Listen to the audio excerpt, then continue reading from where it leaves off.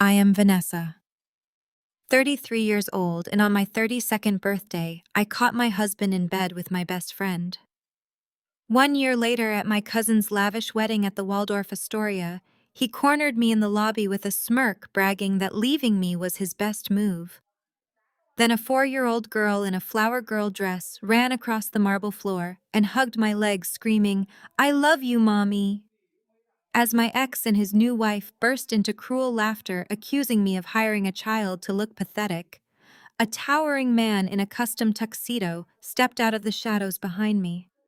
Before I continue the story, let me know where you are watching from in the comments below. Hit like and subscribe if you have ever had the ultimate satisfaction of proving your toxic family and a cheating ex entirely wrong. The crystal chandeliers of the Waldorf Astoria cast a brilliant golden glow over the imported marble floors, but the atmosphere turned freezing cold the second my path was blocked. I was simply trying to find my assigned table for my cousin Haley's wedding reception when Trent stepped directly in front of me. At 35, my ex-husband still wore the same arrogant smirk that he used to charm corporate clients and manipulate me during our miserable 5-year marriage.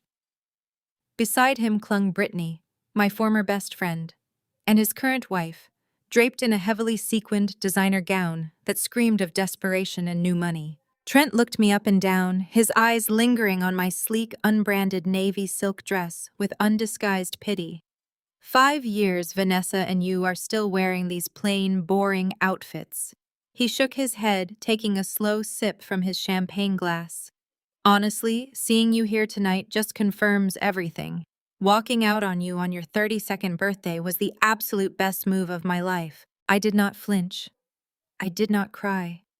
The woman who had begged him to stay a year ago was long dead, replaced by someone he could not even begin to comprehend. Before I could respond to his ridiculous gloating, Brittany let out a high-pitched mocking laugh that echoed obnoxiously off the grand lobby walls. "Oh, leave her alone, Trent," she said, leaning heavily against his arm and flashing a fake sympathetic smile. "It must be so incredibly hard for her. I mean, dropping out of medical school to chase those delusional business dreams, and now look at her. Showing up to a high society wedding completely single and entirely irrelevant. You really thought your little startup ideas were going to make you a millionaire?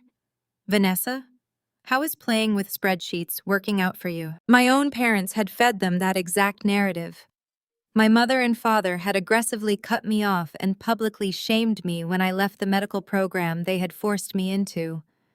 They told everyone, including Brittany, that I was a massive failure who threw away a prestigious future just to be stubborn. Trent and Brittany were just echoing the family script, utterly confident in their assumption that I was a broke, abandoned outcast. They loved the idea that while they were supposedly climbing the social ladder, I was rotting at the bottom. I calmly shifted my weight, letting the sleeve of my dress slide back just enough to reveal the face of my limited edition Patek Philippe watch. It was a subtle movement, but Trent, a man absolutely obsessed with status symbols he could never afford, caught the gleam of the diamonds instantly.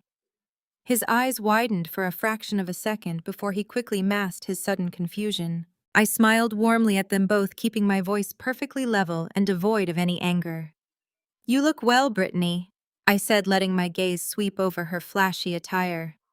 "And Trent, I am honestly surprised you have the free time to critique my wardrobe tonight. I would have thought you would be too busy dodging aggressive calls from your creditors. Did you ever manage to consolidate those maxed-out credit lines? Or are you still secretly borrowing money to pay the interest on your car loan?" Trent's smug expression vanished in a flash. The color drained completely from his face, leaving him looking sickly and pale under the bright chandelier light. He took a threatening step forward, his voice dropping to a harsh, defensive whisper. "You do not know what you are talking about. You are just bitter that I upgraded to a real woman who actually fits into my lifestyle." He was preparing to launch into another loud tirade about my supposedly miserable life when a sudden joyful squeal cut through the tense air of the lobby. "Mommy!" A tiny blur of white tulle and silk rushed across the polished marble floor. Lily, a beautiful 4-year-old girl with bouncy curls and bright, intelligent eyes, slammed into my legs, wrapping her small arms tightly around my knees. "I found you, Mommy," she giggled, looking up at me with absolute adoration. I immediately softened, kneeling down to smooth her hair and kiss her forehead. "You found me, sweetie," I whispered back, adjusting the small ribbon on her dress. Brittany gasped loudly, then burst into a theatrical fit of laughter, clutching Trent's arm as if she could not stand up. "Oh my God, Vanessa! Have you completely lost your mind?" she cackled, pointing a manicured finger directly at us. "You are infertile. Everyone in this family knows you cannot have kids. Did you seriously hire some random child to call you mommy just to save face in front of us? This is the most pathetic, desperate thing I have ever witnessed." Trent sneered, shaking his head in mock pity. "I knew you were struggling, Vanessa, but paying a kid to act like your daughter. You really hit rock bottom, didn't you? This is embarrassing, even for you." Before I could tell them exactly who Lily was and just how much power this little girl possessed, a deep, commanding voice resonated through the lobby, stopping their cruel laughter dead in its tracks. "Is there a problem here?" Heavy, measured footsteps approached from behind me. A towering man stepped out of the shadows, looking absolutely immaculate in a custom Tom Ford tuxedo. His sharp jawline and piercing gaze carried a heavy, undeniable authority that instantly suffocated the arrogance right out of Trent and Brittany's lungs. They stared at him, paralyzed by a sudden, terrifying realization that they had messed with the wrong people. The towering man stepped forward, smoothly closing the distance between us. He scooped Lily up with one effortless motion, settling her onto his hip.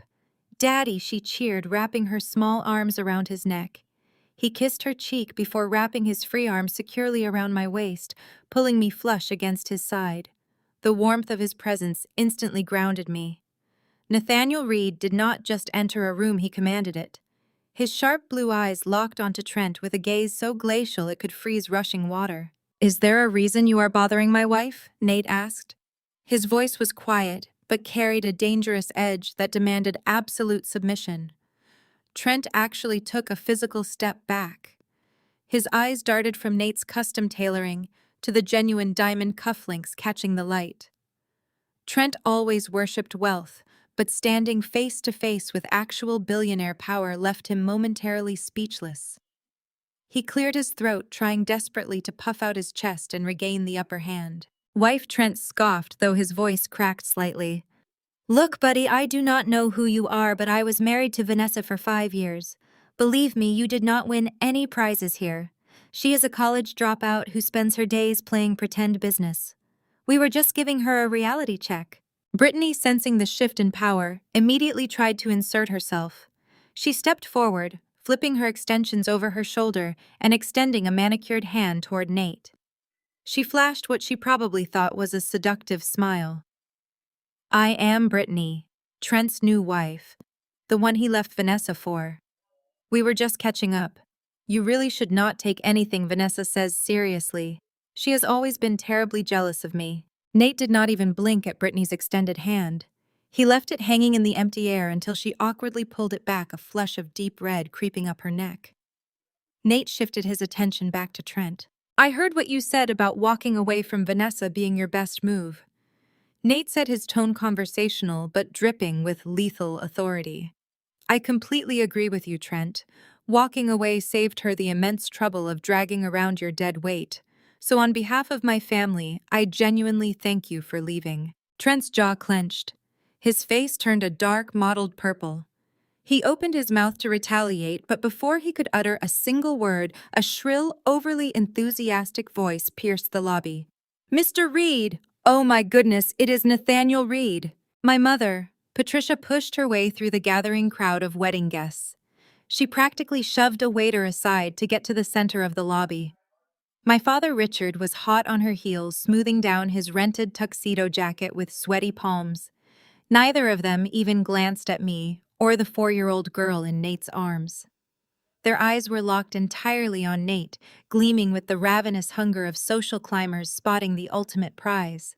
Patricia shoved her way right past me, stepping hard on the hem of my dress without a single word of apology.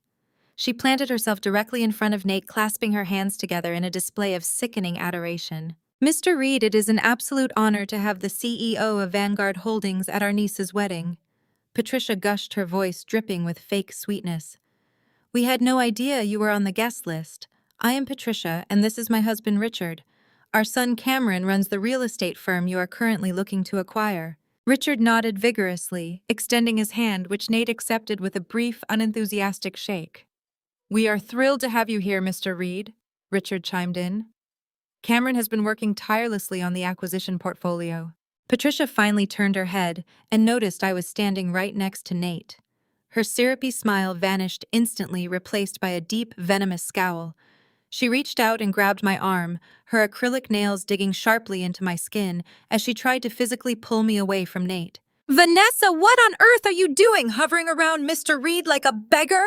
Patricia hissed under her breath, though everyone could clearly hear her.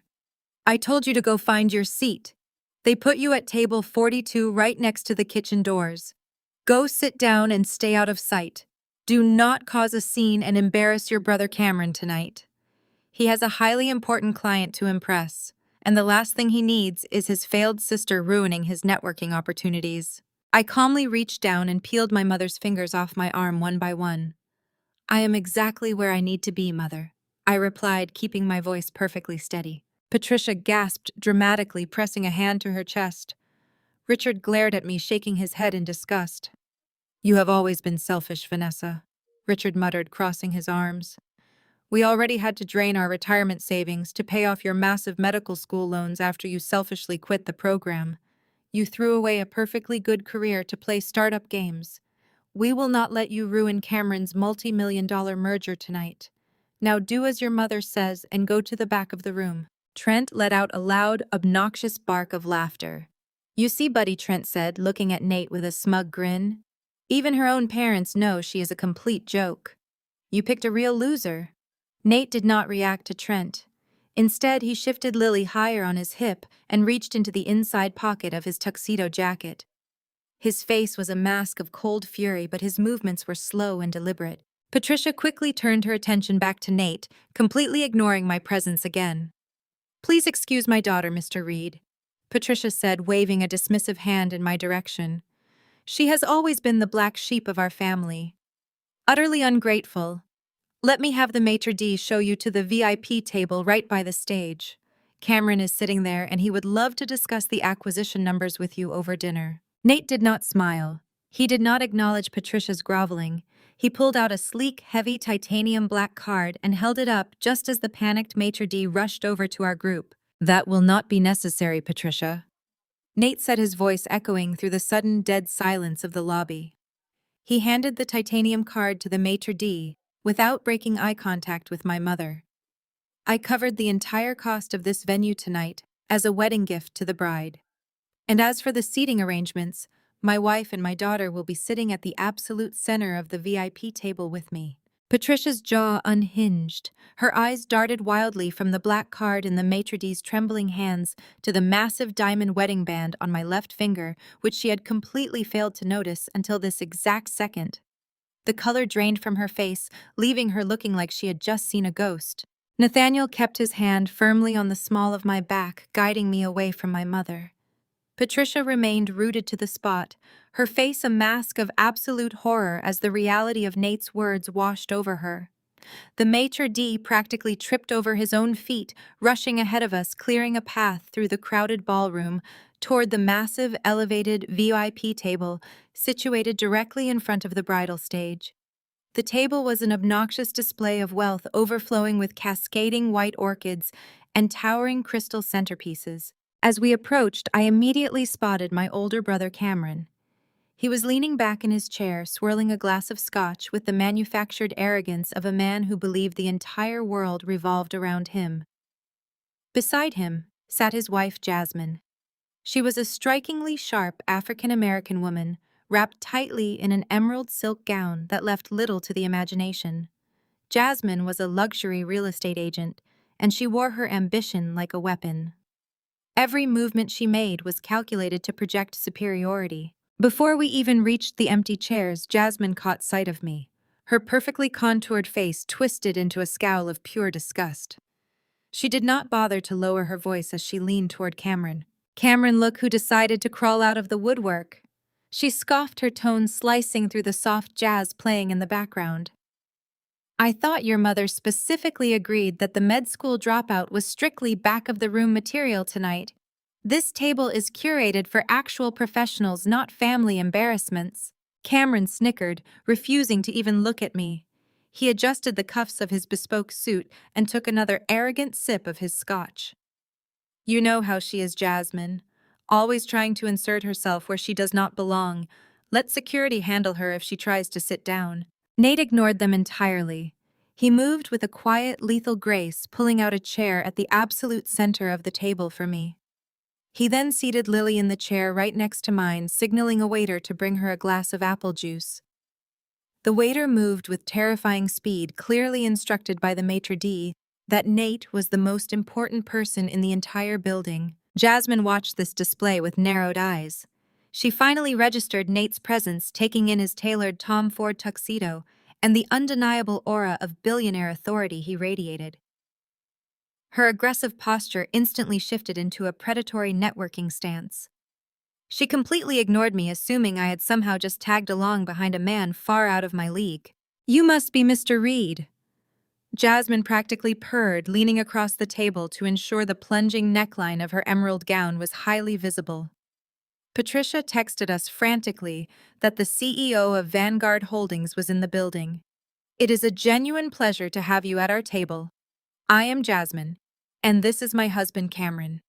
He runs the premier commercial real estate development firm in the city. And I handle the luxury residential side of the market. She paused, expecting Nate to look impressed. When he only stared at her with glacial indifference, Jasmine doubled down, desperate to prove her worth to a billionaire. We deal exclusively in high-net-worth portfolios, Jasmine bragged, waving her diamond-encrusted hand in the air. In fact, I am currently managing a multi-million-dollar roster of properties. Just last month, I closed on a sprawling estate in the Hamptons. Cameron and I are basically the real estate power couple of the East Coast.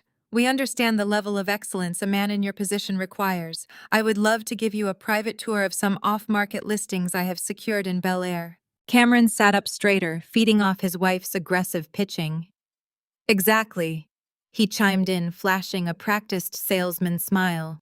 My firm handles the kind of legacy wealth Vanguard Holdings respects. We are the backbone of this family's success. It takes real business acumen to survive in this economy. Not everyone has what it takes.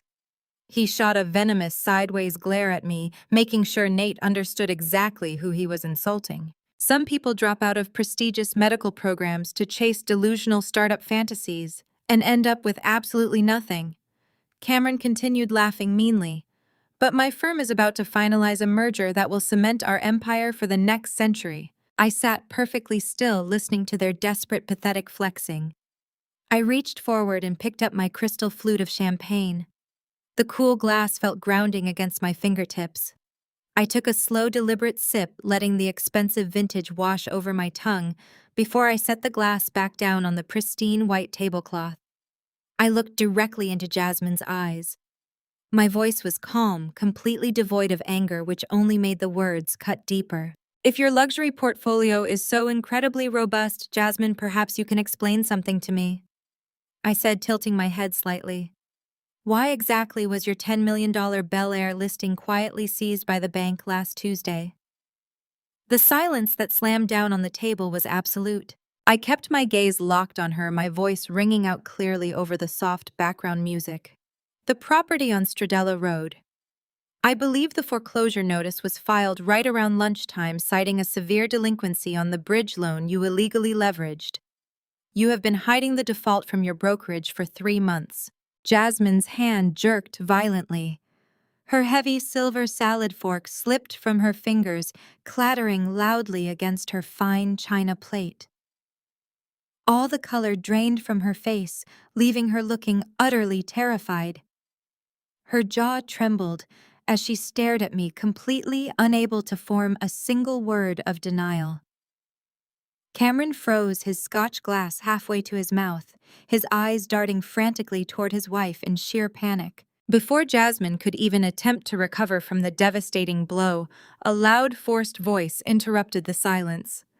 Trent had scurried over to the VIP table with Brittany right on his heels, desperate to insert himself into the conversation before the mood collapsed completely. "Let us not focus on minor residential hiccups," Trent practically shouted, slamming his hands down on the back of an empty chair and flashing a manic, sweaty smile at Nate.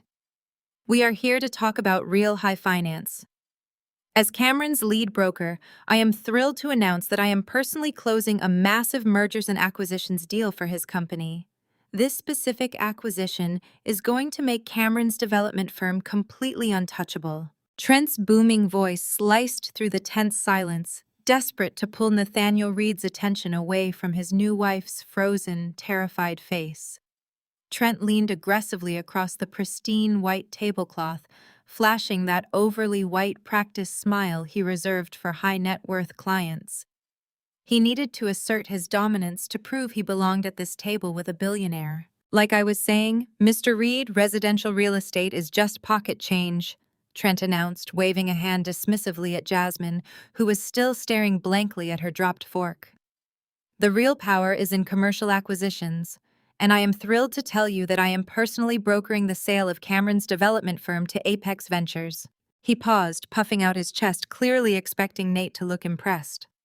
When Nate simply continued to cut his steak with surgical precision, completely unfazed, Trent doubled down. "Apex is a primary subsidiary of your own Vanguard Holdings, as I am sure you know," Trent boasted, adjusting his silk tie with sweaty fingers. "It is a massive $50 million acquisition. The commission alone is going to set Brittany and me up for the next decade. We are already looking at a summer home in the Hamptons. This is real high-stakes corporate finance." Trent shot a condescending, arrogant glare across the table at me, unable to resist a petty jab. "Not your little bake sale startups, Vanessa. I told you years ago that real business is played in the major leagues. You cannot just drop out of medical school, play with spreadsheets in a rented studio apartment, and call yourself a CEO. It takes actual talent to navigate corporate mergers." Brittany instantly nodded in agreement, running a hand down Trent's arm. "Exactly," she chimed in, her voice dripping with artificial sweetness. "Trent works so incredibly hard. He is doing actual, meaningful work for this family. It is just a shame some people refuse to accept their own limitations." Before I could even raise an eyebrow at their sheer audacity, my father slammed his hand down on the table in enthusiastic agreement. Richard leaned forward, completely ignoring the fact that his daughter had just been insulted right in front of him. "Trent is absolutely right, Mr. Reed," my father boasted, his chest swelling with unwarranted pride. "Cameron has taken the family legacy and turned it into an empire. We always knew he was the one with the head for numbers. That is exactly why Patricia and I remortgaged our estate to give him his initial seed money. We knew he would secure our financial future." My mother nodded vigorously, her heavy diamond earrings catching the light of the crystal chandeliers overhead. "We believe in investing in guaranteed success," Patricia added, shooting me a look of pure, unfiltered disdain. We tried to explain the realities of the market to Vanessa when she came begging for a business loan 5 years ago. I told her clearly that some people simply do not have the intellectual capacity for high finance. She selfishly threw away a guaranteed medical career because she thought she knew better than us. We were not about to throw good money after bad. Thank God we have Trent to broker this Apex deal and protect the family legacy. Cameron sat up straighter, soaking in the praise, completely forgetting his wife's current state of absolute panic. He shot me a smug, superior grin before turning his attention back to my husband. "Apex Ventures recognized our market dominance immediately," Cameron bragged, swishing the expensive scotch in his glass. "We passed their preliminary audits with flying colors. It is just a matter of signing the final paperwork on Monday. Vanguard Holdings is going to profit immensely from acquiring my assets, Mr. Reed. You have a very sharp team working under you." I sat perfectly still, taking a slow sip of my champagne. The absolute delusion vibrating from my family was intoxicating. They were digging their own graves with a golden shovel, and I was more than happy to let them keep digging. Nate slowly placed his silver knife and fork down on his plate. The clink of the metal was soft, yet it somehow silenced the entire table instantly. He picked up his crystal tumbler of whiskey, swirling the amber liquid thoughtfully. He did not look at Cameron. He did not look at my parents. His glacial blue eyes locked entirely on Trent. Apex Ventures is indeed one of our most aggressive subsidiaries.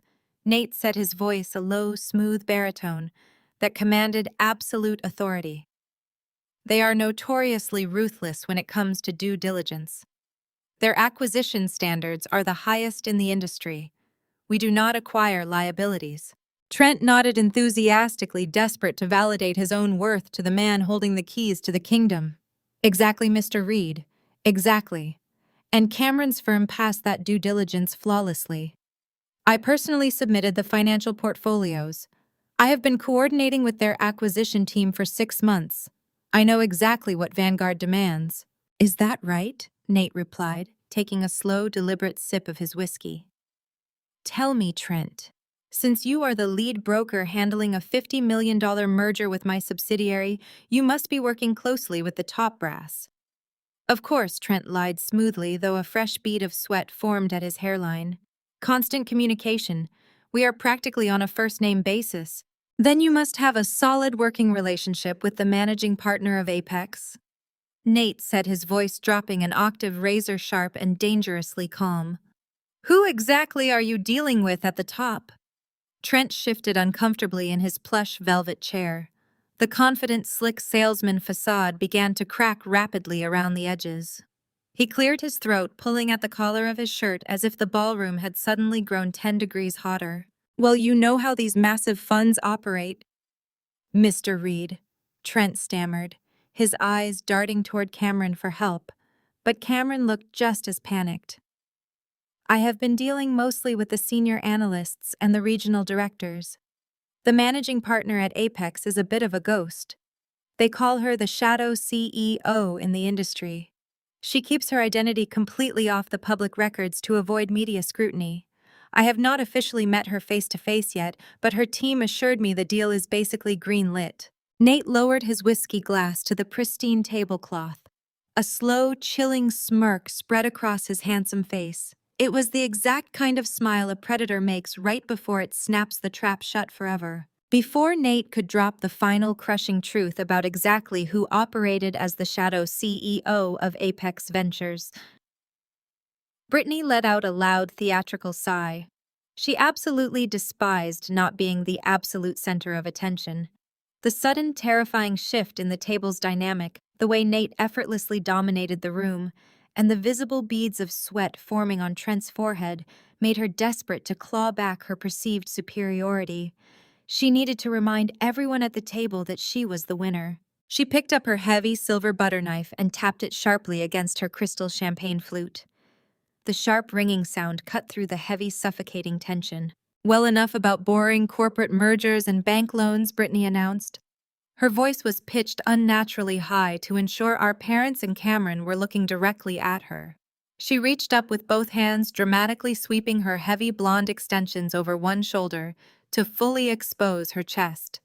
Resting against her collarbone was a massive, ostentatious necklace featuring a heavy teardrop-cut center stone surrounded by a thick halo of smaller, glittering gems. Since we are celebrating success tonight, I think we should focus on the tangible rewards of all that hard work, Brittany boasted.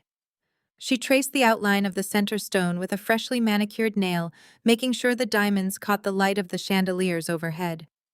Trent surprised me with this right before the wedding reception began. It is an exclusive vintage heirloom piece. He had to outbid 2 wealthy European investors at a highly secure private auction just to secure it for me. But as my amazing husband always says, I am worth the absolute best. Patricia leaned across the table, her eyes widening with genuine greedy admiration. Oh, Brittany, it is absolutely breathtaking. The clarity of that center diamond is remarkable. Trent is such a wonderful, generous provider. Jasmine, eager to reassert her own luxury credentials after her humiliating Bel Air exposure, narrowed her eyes at the piece. It certainly is a statement. Vintage, you said. The setting looks vaguely like a Cartier estate piece. You are a very lucky woman, Brittany. It takes serious capital to win a private auction like that. Trent puffed his chest back out, eager to accept the praise and desperately trying to distract from Nate's terrifying interrogation regarding his business deal. Nothing but the best for my wife, Trent said, shooting me a pointed, pitiful look. I wanted to make sure Brittany wore something tonight that clearly separated her from the rest of the room, a real symbol of where we are in life and what we have achieved together. I did not speak immediately. I simply sat back in my plush velvet chair, resting my hands in my lap, and let my eyes lock onto the heavy, glittering pendant resting on my former best friend's chest. I knew that necklace. I knew every single facet of that teardrop cut, and I knew exactly the specific platinum setting it was resting in. More importantly, I knew exactly what it cost and what it was actually made of. It is a fascinating piece, Brittany, I said. My voice cut through the table's collective fawning like a surgical scalpel. Though calling it a vintage heirloom from a private auction is certainly a highly creative way to describe a mass-produced replica from a wholesale catalog. Brittany dropped her hand from her chest as if the necklace had suddenly burned her skin. Her face twisted into a mask of pure, ugly outrage. "Excuse me," she snapped, her voice turning shrill and defensive. "Are you seriously that bitter, Vanessa? You cannot stand the fact that Trent buys me diamonds while you are sitting there empty-handed. You are a jealous, pathetic liar." My mother slammed her open palm down on the table. "Vanessa, stop this nonsense immediately. You are making an absolute fool of yourself out of sheer petty jealousy." I ignored Patricia entirely. I did not raise my voice, nor did I break eye contact with Brittany. 5 years ago, right before our divorce was finalized, Trent completely drained our joint savings account. I stated calmly, letting the heavy words hang in the air. $40,000 vanished overnight. He claimed it was a necessary business investment that went completely under. But the truth was he was desperately trying to buy the authentic Cartier version of that exact necklace to impress you, Brittany. Trent's face lost all its color. He looked like a man standing on the edge of a crumbling cliff, feeling the ground give way beneath his expensive Italian shoes. "Shut your mouth, Vanessa. You have no idea what you are talking about. You are making up garbage because you are completely embarrassed." "The problem, Trent?" I continued, smoothly reaching into my sleek evening clutch to retrieve my smartphone, "is that $40,000 was not nearly enough to buy the real Cartier estate piece. It was, however, just enough to put a down payment on a flashy new sports car you could not actually afford, and to buy a very convincing high-grade replica to keep your new girlfriend happy." "That is a complete lie!" Brittany shrieked, her hands flying up to cover the necklace protectively against her collarbone. "This is completely real." He showed me the official certificate of authenticity. "He showed you a printed piece of paper from a laser printer." I corrected her, gently tapping the screen of my phone to open my secure cloud archive. Trent always was incredibly sloppy with his digital trails. When I was conducting the forensic accounting during our divorce, I demanded full access to our shared drives. I found the original digital receipt for that exact necklace. I archived it just in case he ever tried to claim it as a legitimate marital asset during the settlement. I scrolled through my files, quickly locating the exact PDF document I had saved 5 years ago. I placed the phone flat on the white tablecloth and slid it toward the center of the table so both Brittany and Jasmine could clearly see the bright illuminated screen. "Lux Simulations Fine Replicas." I read aloud, my voice ringing with absolute clarity. One teardrop pendant, flawless grade cubic zirconia set in plated rhodium. Total cost $495 with free overnight shipping. "You forged that document!" Trent yelled, half standing from his chair. His hands were balled into tight fists, his face slick with panic. "You hacked my accounts and made a fake receipt just to ruin my night. Do not look at that screen, Brittany. She is completely insane." "I do not need to forge anything," I replied, leaning back and crossing my arms comfortably, "because Lux Simulations is very proud of their craftsmanship. They laser engrave a specific serial number on the underside of the main clasp of every single replica they sell to avoid being sued by the actual luxury brands they copy. I zoomed in on the digital receipt displayed on my phone screen. The unique serial number for your priceless vintage heirloom is CZ-88402-R. Go ahead, Brittany. Take it off and look at the clasp. The engraving is right next to the hook. Brittany froze. Her breathing became incredibly shallow and rapid. She looked from my calm, unwavering face to Trent, who was now sweating so profusely his collar was visibly soaked. Brittany, do not listen to her. Trent pleaded, his voice cracking with absolute desperation. She is just trying to humiliate us in front of your family. Leave the necklace alone. But Jasmine, ever the opportunistic shark, leaned closer, smelling blood in the water. If it is a real diamond, Brittany, you have absolutely nothing to worry about. Check the clasp right now. Prove the med school dropout wrong. With trembling, perfectly manicured fingers, Brittany reached behind her neck. She fumbled blindly with the delicate hook, her breath hitching as she finally unfastened the heavy pendant. She brought it down to her lap, turning the metal clasp over to examine the underside under the bright, unforgiving light of the ballroom chandelier. She squinted her acrylic nail, tracing the tiny laser-engraved text permanently etched into the back of the cheap metal. The entire VIP table held its breath. Even my parents were completely silent, staring intently at Brittany's shaking hands. Brittany's mouth fell open. She read the engraving once, then rubbed her thumb over the metal and read it a second time. The absolute devastation and profound, crushing embarrassment washing over her face told the entire table everything they needed to know. She slowly lifted her head. Her eyes filled with tears of pure humiliation and burning, unadulterated rage locked directly onto a sweating, terrified Trent. Brittany opened her mouth to unleash what would have undoubtedly been a blood-curdling scream directed straight at her deceitful husband. But before a single sound could escape her throat, a violent crash echoed across the table. Patricia slammed both of her palms down onto the pristine tablecloth with such extreme force that the crystal water goblets violently rattled against the fine china. She leaned over the centerpiece, her face contorted into a mask of absolute unhinged fury. "That is enough!" Patricia shrieked, her voice completely abandoning any pretense of high society elegance.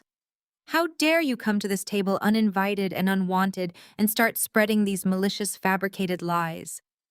You are purposefully ruining the mood of this entire evening. You have always been a bitter, miserable girl who simply cannot stand to see other people happy and successful." Richard immediately jumped to his wife's defense. He shot out of his chair, his face a bright, alarming shade of crimson. He pointed a trembling, accusatory finger directly at my face, though his panicked eyes kept darting nervously toward Nate.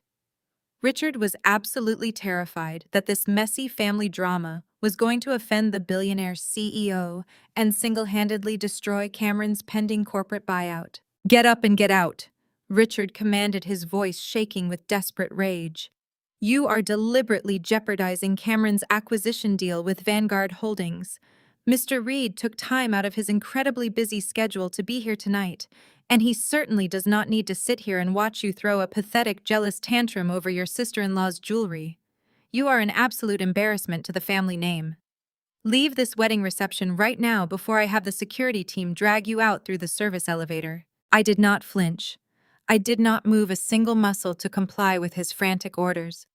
I calmly set my champagne flute down and leaned back into the plush velvet upholstery of my chair. Nate's large, warm hand shifted from my waist to rest reassuringly against the center of my back, a silent, unyielding anchor of support. "I am not going anywhere, Richard," I replied, keeping my voice perfectly level and devoid of any emotional reaction. "And it is incredibly rich of you to stand there and lecture me about protecting the family name when you and Patricia have spent the last decade secretly bankrupting it." Cameron slammed his scotch glass down, sloshing the amber liquid over the rim. "Shut your mouth, Vanessa. You have absolutely no idea what you are talking about. I built this development empire from the ground up through sheer grit and business acumen." I let out a soft, genuine laugh. It was a cold, cutting sound that made Cameron instantly clench his jaw. Do not sit there and pretend you are some kind of self-made business prodigy, Cameron. I said, my gaze sweeping over my parents. You did not build an empire. You built a house of cards using stolen funds. Patricia and Richard secretly remortgaged the family estate twice, just to silently bail out your first 3 failing shell companies. They completely drained their retirement accounts and liquidated my grandfather's trust just to buy you a seat at the adult table. They funded your fake success while letting you take all the credit. Patricia gasped loudly, her hand flying to her throat as she looked around in sheer panic to see if any of the nearby guests had heard my exposure of their deepest, darkest financial secret. When I was 28 years old, I continued, my voice growing dangerously quiet. My first tech startup ran out of initial capital. I needed a simple bridge loan to keep my servers running. I came to my own parents and asked you to co-sign a modest standard business loan. I had the data. I had the projections. I had the proof of concept. I paused, letting the heavy silence amplify the weight of my next words. You looked me dead in the eye and told me I was a terrible, worthless investment. You explicitly told the bank to deny my application. You watched from your comfortable mansion while the bank foreclosed on my tiny apartment. You literally let me become homeless, forcing me to sleep in my car in a freezing parking lot for 3 months while you simultaneously bought Cameron his second Porsche in cash just to celebrate his fake promotion. Richard sputtered, his face turning an even darker shade of purple as he desperately tried to regain control of the narrative in front of Nate. That was entirely different. Richard yelled, completely abandoning all composure. Cameron has actual vision. He understands the market. You were just playing around with useless imaginary tech ideas. We were not going to throw our hard-earned money away on a lost cause. Nate finally moved. He leaned forward, resting his forearms on the table. The sheer physical presence of the man forced Richard to instantly stop shouting and shrink back into his chair. Her useless imaginary tech ideas built a predictive algorithm that currently manages the logistics for 3 of the largest global supply chains on Earth. Nate stated, his voice a low, terrifying rumble that vibrated right through the crystal centerpieces. It seems your vision is exactly as bankrupt as your son's business model. Richard started to sweat profusely. He realized he was rapidly losing ground with the very billionaire he needed to save his golden child. He held his hands up in a placating, desperate gesture, trying to appeal to Nate man to man. Mr. Reed, please, you must understand the situation. Richard pleaded, his voice cracking with pathetic desperation. She is highly manipulative. She is a compulsive liar. She is just saying these things to ruin her brother. She steals from us. She takes everything we give her and destroys it. You cannot trust a single word that comes out of her mouth. Beside me, Lily had been quietly coloring on a thick linen napkin with a red crayon Nate had procured from a passing waiter. She stopped drawing and looked up. Her bright, intelligent blue eyes locked directly onto Richard and Patricia's flushed, angry faces. Lily dropped her red crayon. She reached over and tugged firmly on the sleek fabric of Nate's custom tuxedo sleeve. She pointed her small finger straight at my parents. Daddy, are these the bad people who stole Mommy's piggy bank? The entire surrounding table fell dead silent. The absolute suffocating silence that descended upon the VIP table was heavy enough to crush bone. Richard's mouth hung open, opening and closing wordlessly as he stared down at the 5-year-old girl who had just effortlessly dismantled his entire fabricated legacy. Patricia sat entirely paralyzed. The heavy diamond rings on her fingers caught the light as she gripped the edge of the tablecloth, her face drained of all color. They had spent a decade carefully burying their financial crimes to fund Cameron's lavish lifestyle, and my bright, perceptive daughter had just laid those crimes bare in front of the very billionaire they were trying to impress. Jasmine seized the quiet. She saw Cameron's rising panic, Trent's sweating face, and my parents' absolute shock. Jasmine was a social predator who thrived on the weakness of others, and she desperately needed to shift the narrative away from the Vanguard Holdings disaster. She wanted to align herself with Patricia, the supposed matriarch of the family, and reestablish her own sense of superiority. She smoothed the expensive silk of her designer gown, leaned across the table, and offered my mother a sympathetic, highly artificial smile. It is truly tragic. Patricia Jasmine drawled, her voice intentionally loud enough to carry over the soft background music of the ballroom. How some people will stoop to the lowest possible level just to secure a paycheck. Jasmine turned her cold, calculating gaze down her nose at Lily, who was still safely tucked against Nate's side. Then she looked directly at me, her eyes flashing with pure elitist venom. Using a child as a prop to extort sympathy is absolutely appalling, Jasmine sneered. But then again, we all know exactly how modern social climbers operate in elite circles like this.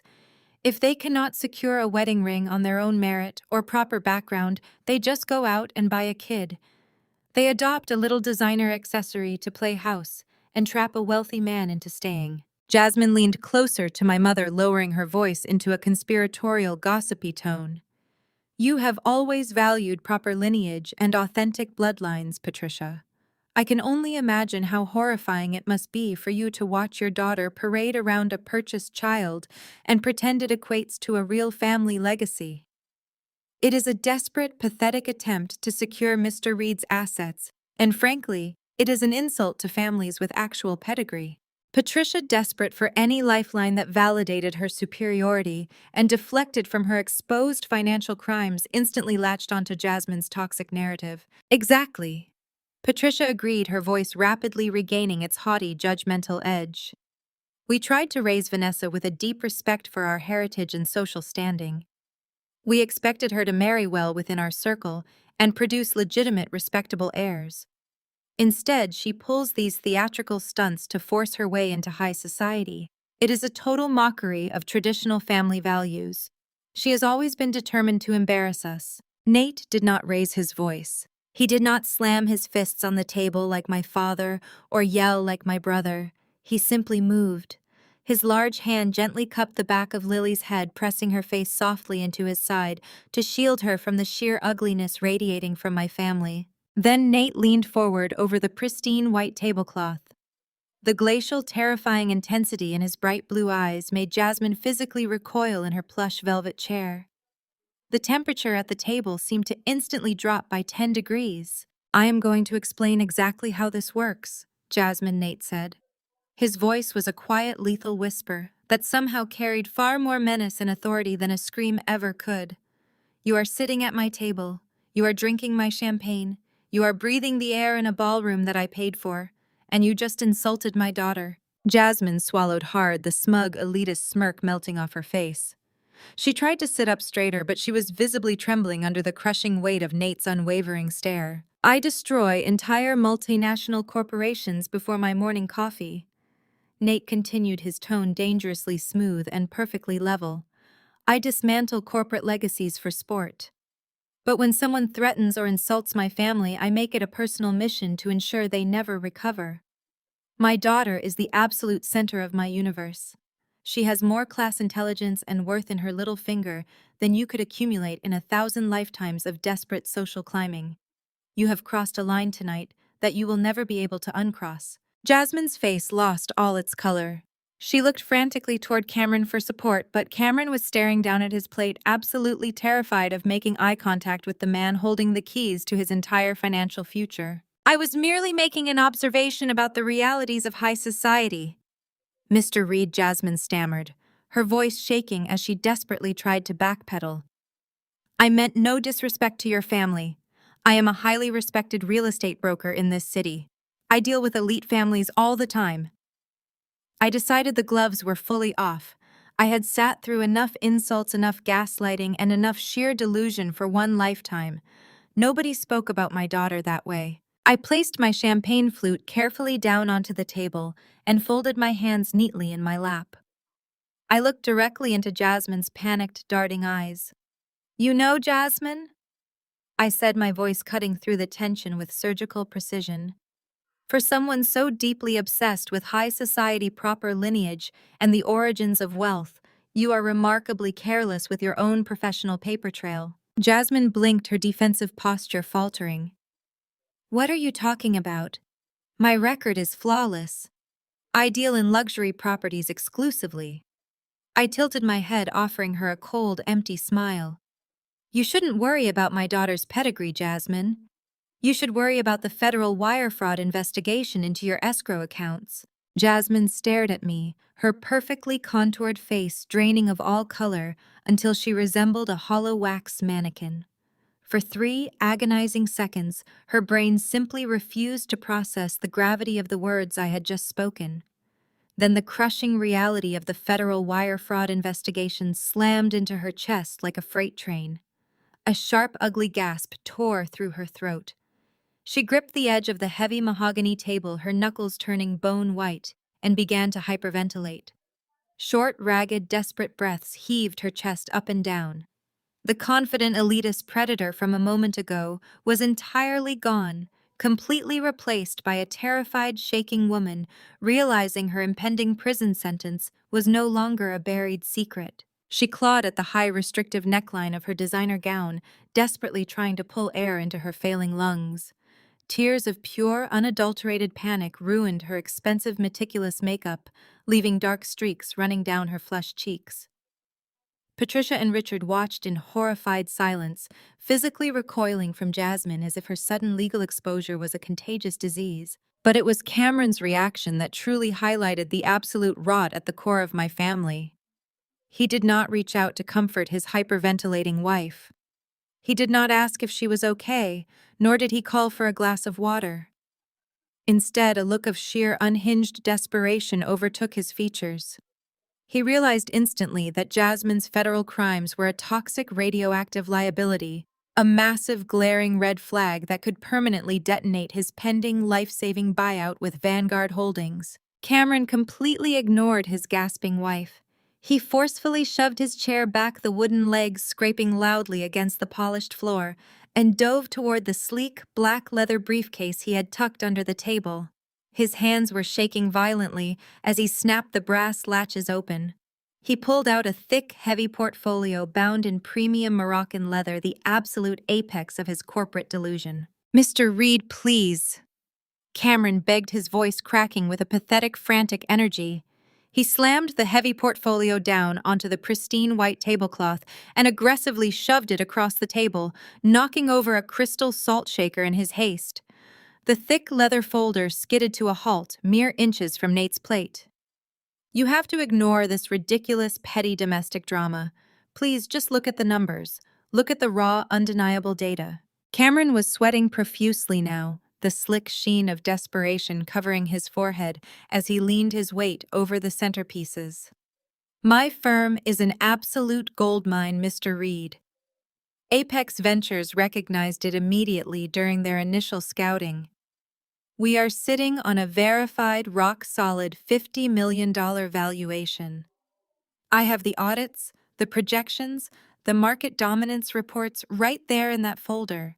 Everything is completely pristine." He puffed out his chest desperately, trying to summon his usual arrogant swagger, though his trembling hands completely betrayed his confident facade. "This is exactly why my parents trusted me to handle the family legacy. I am the only person at this table who actually understands how to manage generational wealth and navigate elite corporate sectors. It takes a specific pedigree of talent to handle a $50 million merger. Vanessa can sit here and throw baseless, jealous accusations around to deflect from her own miserable failures. But the truth is, she does not even belong in the same room as a deal of this magnitude. She plays with little insignificant startup ideas, while I build actual tangible empires." Cameron tapped the leather cover of the portfolio with a manic, obsessive urgency. "Vanguard Holdings needs this acquisition. Mr. Reed, my real estate developments are the perfect high-yield asset for your portfolio. We are the premier firm in the entire Midwest. I have personally overseen every single ledger, every single expansion. I took my parents' initial investment and turned it into an unstoppable powerhouse.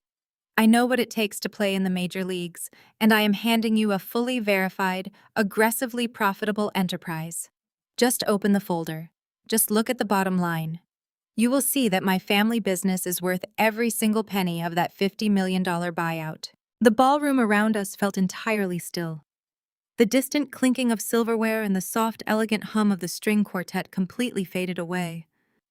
Every single person at the VIP table was staring at Nate, waiting for the billionaire titan to validate Cameron's desperate, sweaty pitch. My father leaned forward, holding his breath, silently praying that the sheer financial weight of the portfolio would wipe away the embarrassing stain of the last 10 minutes. Trent sat perfectly frozen, his own career and future Hamptons beach house hanging entirely on Nate's next words. Nate did not blink. He did not shift his relaxed posture, nor did he acknowledge the frantic, hyperventilating woman sitting directly across from him. His bright glacial blue eyes remained locked entirely on Cameron. The expression on Nate's handsome face was one of profound, chilling boredom. He looked at Cameron not as a peer, not as a business partner, but as a minor inconvenience that had briefly interrupted his evening. For a long, agonizing moment, Nate simply let Cameron sweat under the crushing weight of his absolute silence. He let the desperate, arrogant echo of Cameron's pitch hang in the dead air until it sounded completely hollow and ridiculous. Then, with agonizing slowness, Nate lifted his hand. He did not open the thick leather cover. He did not glance at the embossed corporate logo. He extended a single long finger and pressed it against the edge of the portfolio. With a smooth, deliberate motion, Nate pushed the heavy folder away from his plate, sliding it directly back across the white tablecloth until it hit Cameron's hand. "I am afraid you are deeply confused about my role here tonight, Cameron," Nate said. His voice was a low, smooth baritone that commanded absolute, terrifying authority. The calmness of his delivery made the words hit with the force of a physical blow. "I do not care about your fabricated audits. I do not care about your imaginary $50 million valuation. And I certainly do not care about a failing family legacy built entirely on stolen funds." Cameron's jaw dropped. The last remaining drops of color vanished from his face, leaving him looking sickly and hollow. "But Mr. Reed, the Vanguard acquisition. Apex Ventures greenlit the preliminary stages. The deal is guaranteed." Nate cut him off with a single sharp look that instantly silenced the entire table. "You are speaking to the wrong person," Nate stated, leaning back into his chair and resting his hand possessively over mine. "Vanguard Holdings is my company, but I do not handle the daily operational acquisitions for our subsidiaries." Nate offered a slow, devastating smirk that sent an absolute chill through the room.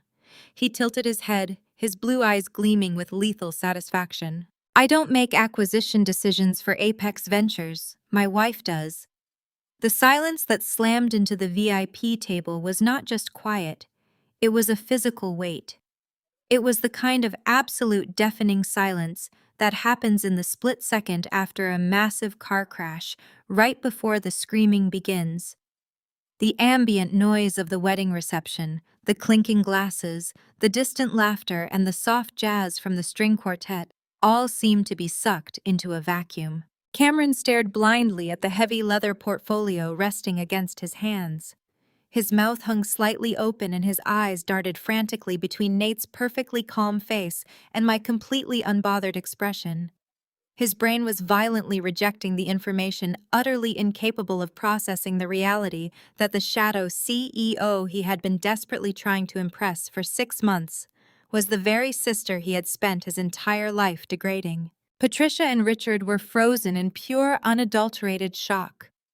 They looked like statues carved from ice. My father's hand was still suspended in midair from his previous outburst, trembling slightly. The color had completely drained from my mother's face, leaving her foundation looking like a chalky mask. They had banked their entire financial survival, their reputation, and their remortgaged estate on Cameron's acquisition. Now the executioner holding the axe over their golden child was the daughter they had cast out onto the streets. Jasmine sat completely paralyzed beside Cameron.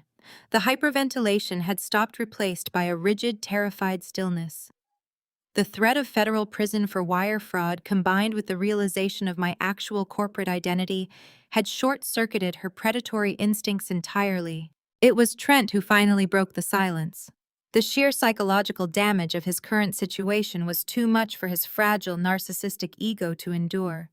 His fake diamond had been exposed, his trophy wife was humiliated, and now his massive, career-defining commission was evaporating before his eyes. He snapped. "That is a lie," Trent shouted, his voice cracking violently as he shot up from his chair. The velvet seat tipped backward, crashing loudly onto the polished hardwood floor. Several guests from adjacent tables turned their heads in alarm, but Trent did not care. He was completely unhinged, pointing a shaking, sweaty finger directly at my face. "You are lying, Mr. Reed," Trent stammered aggressively, slamming his hand down on the table. "You are just saying this to protect her because she embarrassed herself. I was married to this woman. I know exactly who she is and what she is capable of. She is a fraud. She is a total, pathetic fraud." Trent leaned across the table, his eyes wide and manic spittle flying from his lips. "She does not run a $50 million investment fund. She is a medical school dropout. She could not even handle basic anatomy classes. When I divorced her, she was living in a disgusting, cramped studio apartment over a laundromat. She sat at a cheap plastic desk all day playing with colorful spreadsheets and calling it a business. She is nothing. She is a total failure." He turned his frantic gaze back to Nate, desperately trying to salvage his own sanity by tearing me down. "Do not let her con you, Mr. Reed.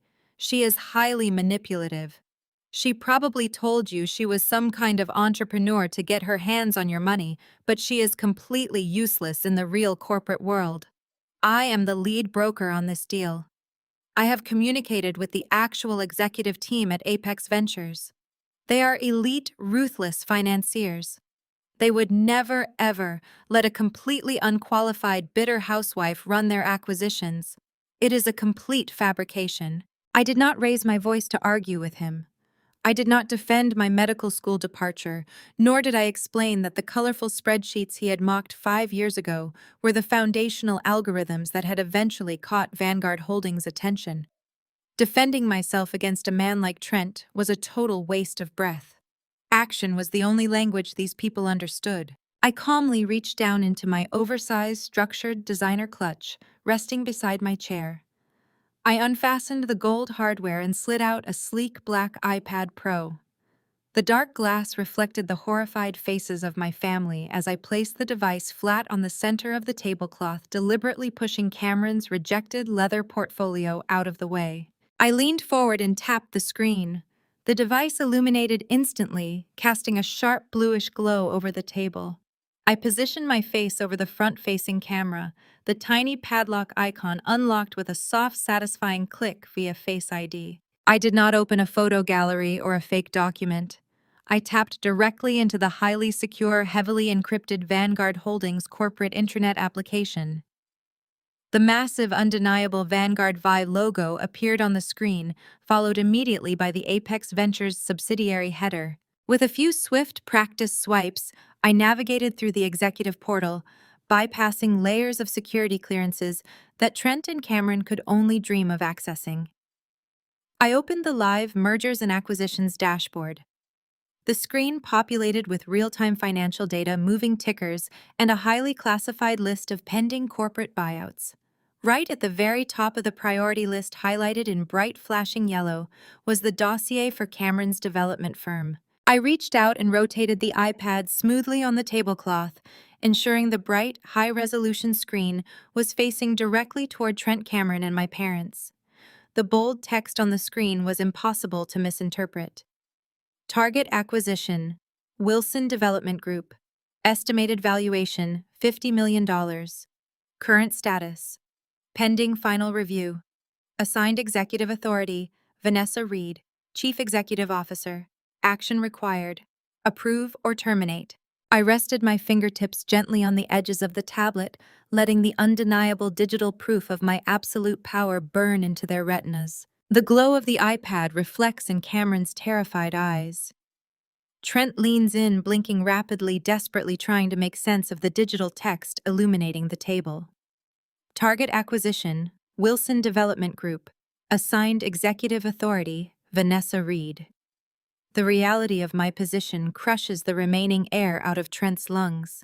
He stumbles back, bumping heavily into the waiter behind him, completely unable to process that the woman he divorced for being a failure is the apex predator of the corporate food chain. Cameron, however, cannot look away. He is mesmerized by the screen staring at the exact digital doorway to his salvation, realizing the keys are held by the sister he just tried to have thrown out by security. I swipe my finger across the smooth glass. The summary screen vanishes instantly, replaced by the raw, unfiltered forensic audit my team at Apex Ventures completed 3 weeks ago. I turn the iPad fully toward Cameron and Trent, ensuring they have a crystal clear view of the devastating reality of their $50 million empire. You assumed we only look at the polished spreadsheets you submit, Cameron. I state, my voice projecting a calm, clinical authority. But Apex does not purchase fairy tales. We run deep forensic sweeps, and your ledger is nothing but a masterclass in aggressive accounting fraud. I tap a red highlighted section on the screen, expanding a highly detailed list of creditors. Let us start with your operational costs. You claim a pristine balance sheet, yet my auditors uncovered $14 million in hidden liabilities. You have aggressively deferred payments to every major contractor in the tri-state area for the past 2 years. There are currently 11 active mechanical liens filed against your so-called premier properties. You do not own those buildings. The banks and the unpaid construction crews do. Cameron's mouth opens, but no sound comes out. He looks like a fish suffocating on dry land. I swipe to the next page, pulling up his property valuations and cross-referencing them with state tax records. Then we have your revenue projections. I continue, my tone unrelenting. You deliberately inflated the commercial appraisal values of your 4 largest strip malls by utilizing a shell appraisal company registered to a post office box in Delaware. A box, I might add, that is legally registered to Jasmine's maiden name. You artificially pumped up the asset value by 300% to secure bridge loans just to pay off the interest on your previous defaulted loans. It is a textbook Ponzi scheme wrapped in cheap drywall and false promises. A sharp, agonizing gasp comes from the other side of the table. My father is gripping the edge of the table so hard his knuckles look ready to snap through his skin. He stares at the iPad, then at Cameron, his face a mask of absolute, unadulterated horror. Patricia looks frantically between the two men, her carefully maintained high society composure entirely shattered. "Richard, what is she talking about?" Patricia asks, her voice shrill and trembling with rising panic. Cameron said the business was thriving. He said the Vanguard buyout was a guaranteed close. He said this deal was going to triple our initial investment and secure our retirement. I do not let Cameron formulate a lie. I look directly at my parents, stripping away the last remaining layer of their golden child's illusion. "He lied to you," I explain quietly. "He has been lying to you for a decade. Wilson Development Group is completely insolvent. It has zero actual liquidity. The only reason his doors are still open is because you secretly remortgaged the family estate and drained your retirement funds to back his toxic loans. You tied your entire financial existence to a sinking ship. Vanguard was never going to buy this garbage. Apex Ventures flagged it as a catastrophic liability on day 1. I only kept the file open on my desk to see exactly how far Cameron would go to maintain the charade." Richard's chest heaves. He turns slowly toward his son, his golden boy, the heir to the family legacy. "You told me the commercial leases were fully occupied." Richard whispers, his voice thick with a terrifying realization. "You told me the Vanguard deal was a guaranteed close. I pledged the deed to the Beacon Hill property as collateral for your last bridge loan. If this company fails, we lose the house. We lose everything." Cameron is completely cornered. The walls of his decade-long scam have imploded in a matter of seconds. He begins to hyperventilate, perfectly mirroring Jasmine's earlier panic. His chest rises and falls in rapid, shallow bursts. He looks at me, his eyes wide, pleading, filled with a pathetic, sickening desperation. "Vanessa, please!" "Cameron!" begs, his voice breaking into a high-pitched, pathetic whine. He reaches out his trembling hands, hovering over the iPad, entirely too afraid to actually touch the screen. "You cannot do this. I am your brother. We are family. You have the authority. You can override the audit. You can manually approve the acquisition." Vanguard has billions in liquid capital. 50 million is nothing to you. It is a rounding error. Please, Vanessa, if you kill this deal, I go to federal prison for the fraudulent appraisals. Mom and Dad end up on the street. You have to save us. Trent is visibly shaking now, realizing that his own career is completely obliterated. He brought a fraudulent, bankrupt shell company directly to the acquisition table of the largest venture capital firm in the world. His professional reputation is dead. I look at the man who laughed while I was evicted from my tiny apartment. I look at the parents who watched me sleep in a freezing car while they bought him his second Porsche. I look at Trent, the ex-husband who called me a failure, now realizing his own career is tethered to a bankrupt criminal. I feel no anger. I feel no pity. I feel absolutely nothing. I place my index finger over the large bright red button at the bottom of the Apex dashboard. The button clearly labeled Decline Acquisition. I maintain unblinking eye contact with Cameron. I watch the absolute terror completely consume his features. I am not your savior, Cameron, I state. I press the red button. A harsh digital chime rings out from the tablet. A bold green confirmation banner flashes across the screen. Acquisition terminated, notifying stakeholders and regulatory agencies. In a single decisive keystroke, Cameron's company is instantly, legally, and permanently dead. The digital chime of the iPad confirming the termination hung in the air, a death knell ringing across the immaculate white tablecloth. Trent stared blankly at the screen. The polished, arrogant facade of the high society broker completely dissolved, leaving behind a hollow, terrified shell of a man. His perfectly styled hair seemed to immediately lose its shape as a thick layer of cold sweat broke out across his forehead. He began taking short, erratic breaths, his chest heaving under his tailored tuxedo jacket. The reality of the green confirmation banner was tearing through his nervous system, triggering a full-blown panic attack right in the middle of the ballroom. For Trent, this was not just a lost commission. It was not just a missed opportunity to buy a summer home in the Hamptons. This canceled acquisition was a definitive death sentence. He had leveraged his entire life on this single fraudulent deal. To fund his lavish lifestyle and keep up appearances after our divorce, Trent had borrowed heavily. He had not borrowed from traditional banking institutions. He had taken millions from the kind of violent, unforgiving creditors who did not send polite collection letters. They sent men who broke bones. He clutched the back of his chair, his knuckles turning white as he gasped for air. He looked frantically at Cameron, who was still staring at the iPad in catatonic shock, and realized his golden goose was nothing but a slaughtered carcass. Trent lunged forward. He completely ignored me, his deeply ingrained misogyny and desperation, forcing him to bypass the woman holding the device and aim directly for the man he assumed held the actual power. "Mr. Reed, you cannot let this happen." Trent choked out his voice, a frantic, high-pitched plea. He slammed his palms flat onto the table, leaning aggressively toward the billionaire. "You have to override her. You are the CEO of Vanguard Holdings.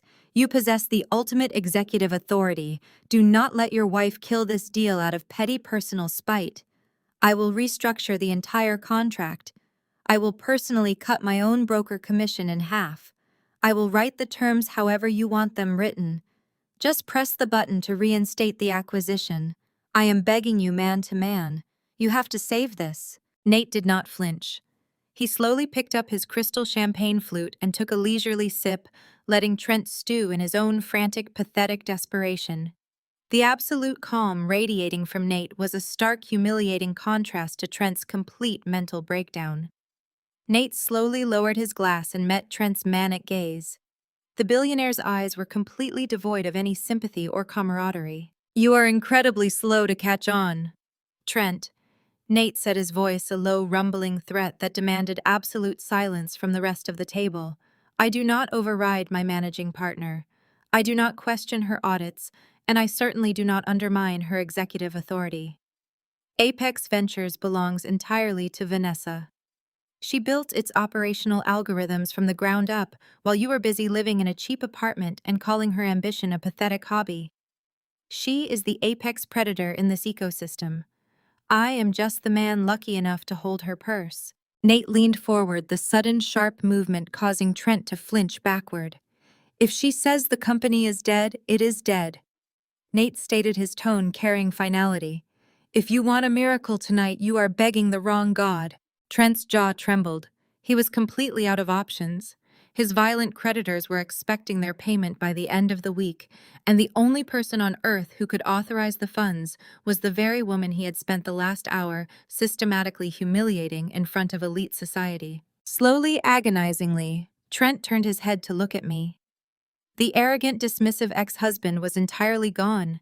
He looked at me with the wide, terrified eyes of a cornered animal.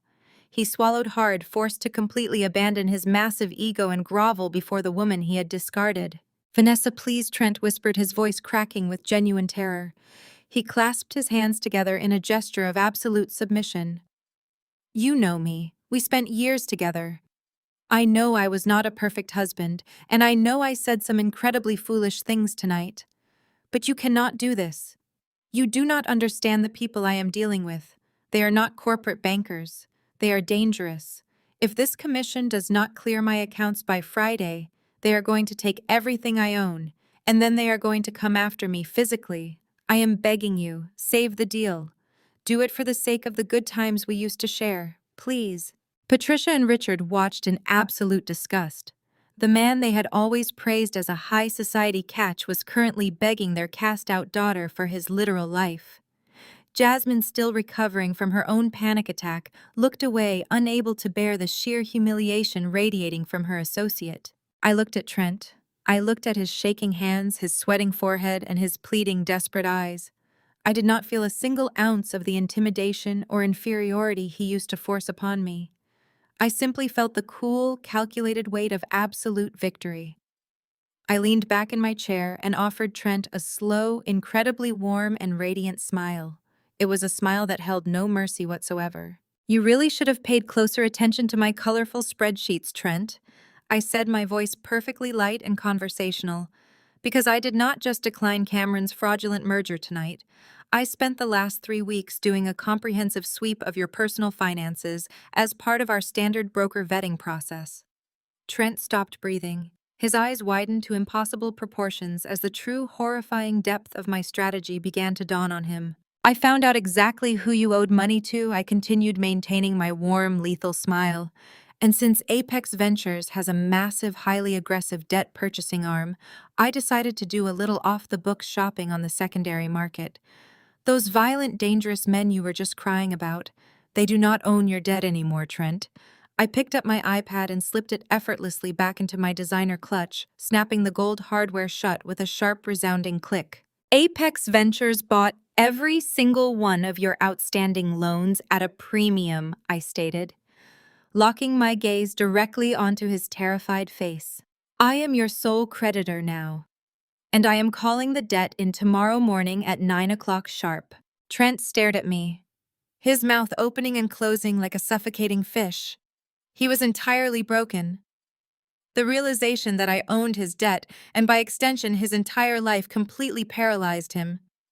He slumped forward, his forehead nearly resting on the white linen tablecloth, letting out a pathetic, whimpering sound that was entirely devoid of any masculine dignity. Beside him, Brittany had been unnaturally quiet. Her large, artificially enhanced eyes were darting frantically between Trent's sobbing form and my completely unbothered expression. The gears in her head were grinding together, desperately trying to process the catastrophic financial reality I had just dumped onto the table. "You do not have the money," Brittany said. Her voice was no longer the sickly sweet high society purr she had been using all evening to charm my mother. It was harsh, grating, and entirely stripped of its gold digger polish. Trent flinched, refusing to look at her. "Brittany, please. Not right now. I will figure this out. I just need to make some calls." "You do not have the money," Brittany repeated, her pitch rising to a shrill, hysterical shriek. "You told me this Vanguard merger was going to clear $8 million in commissions. You told me we were closing on the beachfront property in the Hamptons next month. You said you were a senior partner. You lied to me. You are absolutely broke. You are worse than broke. You owe millions to dangerous people, and now you owe it to her." She pointed a manicured finger at me as if I were a disease. Brittany shot out of her chair, completely ignoring the stares of the surrounding wedding guests. The delicate, loving wife facade shattered into a million jagged pieces. She threw her napkin down onto Trent's plate, her face twisted in absolute disgust. "I am not going down with you, Trent," Brittany yelled, pacing behind her chair. "I did not sign up for poverty. I did not sign up for loan sharks. You completely manipulated me. You ruined my life. You are a predator. You preyed on my innocence. You tricked me into that affair 5 years ago. You told me your marriage was already over. You told me your wife was a miserable, controlling monster who trapped you.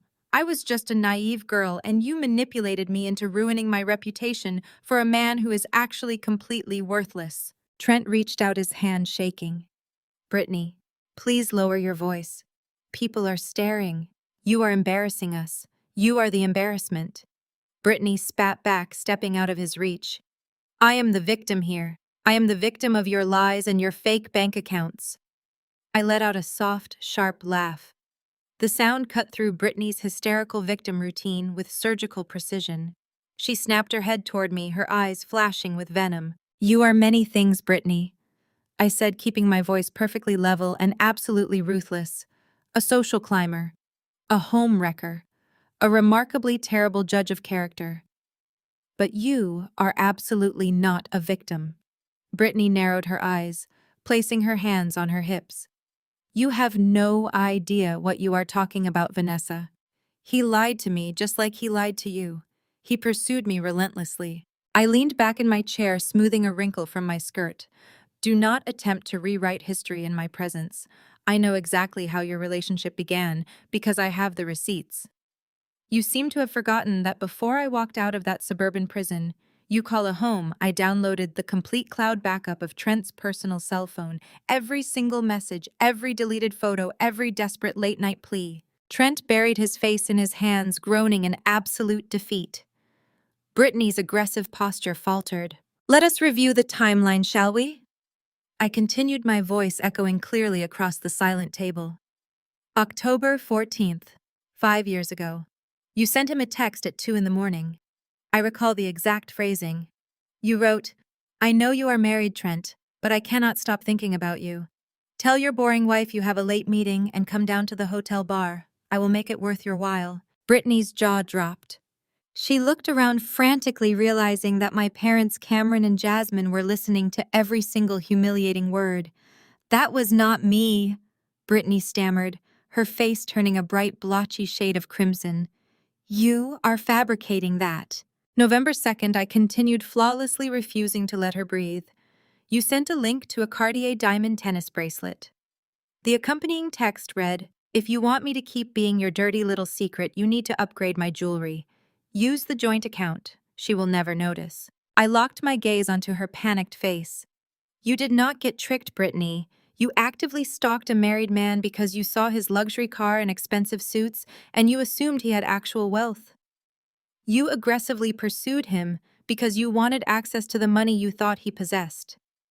The supreme irony is that the money you were chasing was actually mine. I funded his lifestyle. I paid for the suits that caught your eye. You threw away your entire reputation to secure a man whose entire existence was subsidized by his wife. And now you are legally shackled to a deadbeat who owes me millions. You played a dangerous, greedy game and you lost absolutely everything." Brittany stood completely paralyzed. She had no defense, no counterattack, and no remaining dignity. She looked down at the fake diamond ring on her finger, realizing the complete, inescapable trap she had built for herself. Without another word, she grabbed her designer purse, turned on her heel, and practically sprinted out of the ballroom, leaving Trent sobbing quietly into his hands. The air at the table was completely toxic. My parents sat in catatonic silence, watching their entire social circle collapse in real time. Cameron was still staring blankly at the red decline notification on the iPad screen, his breathing ragged and shallow. Suddenly, a sharp, violent buzzing sound cut through the heavy tension. Jasmine jumped in her seat. Her designer clutch was vibrating violently against the mahogany table. She stared at it as if it were a live grenade. Her hands were shaking so severely she could barely manage to pull the phone out of the bag. The bright screen illuminated her pale, terrified face. "It is the hotel front desk," Jasmine whispered, her voice trembling with rising panic.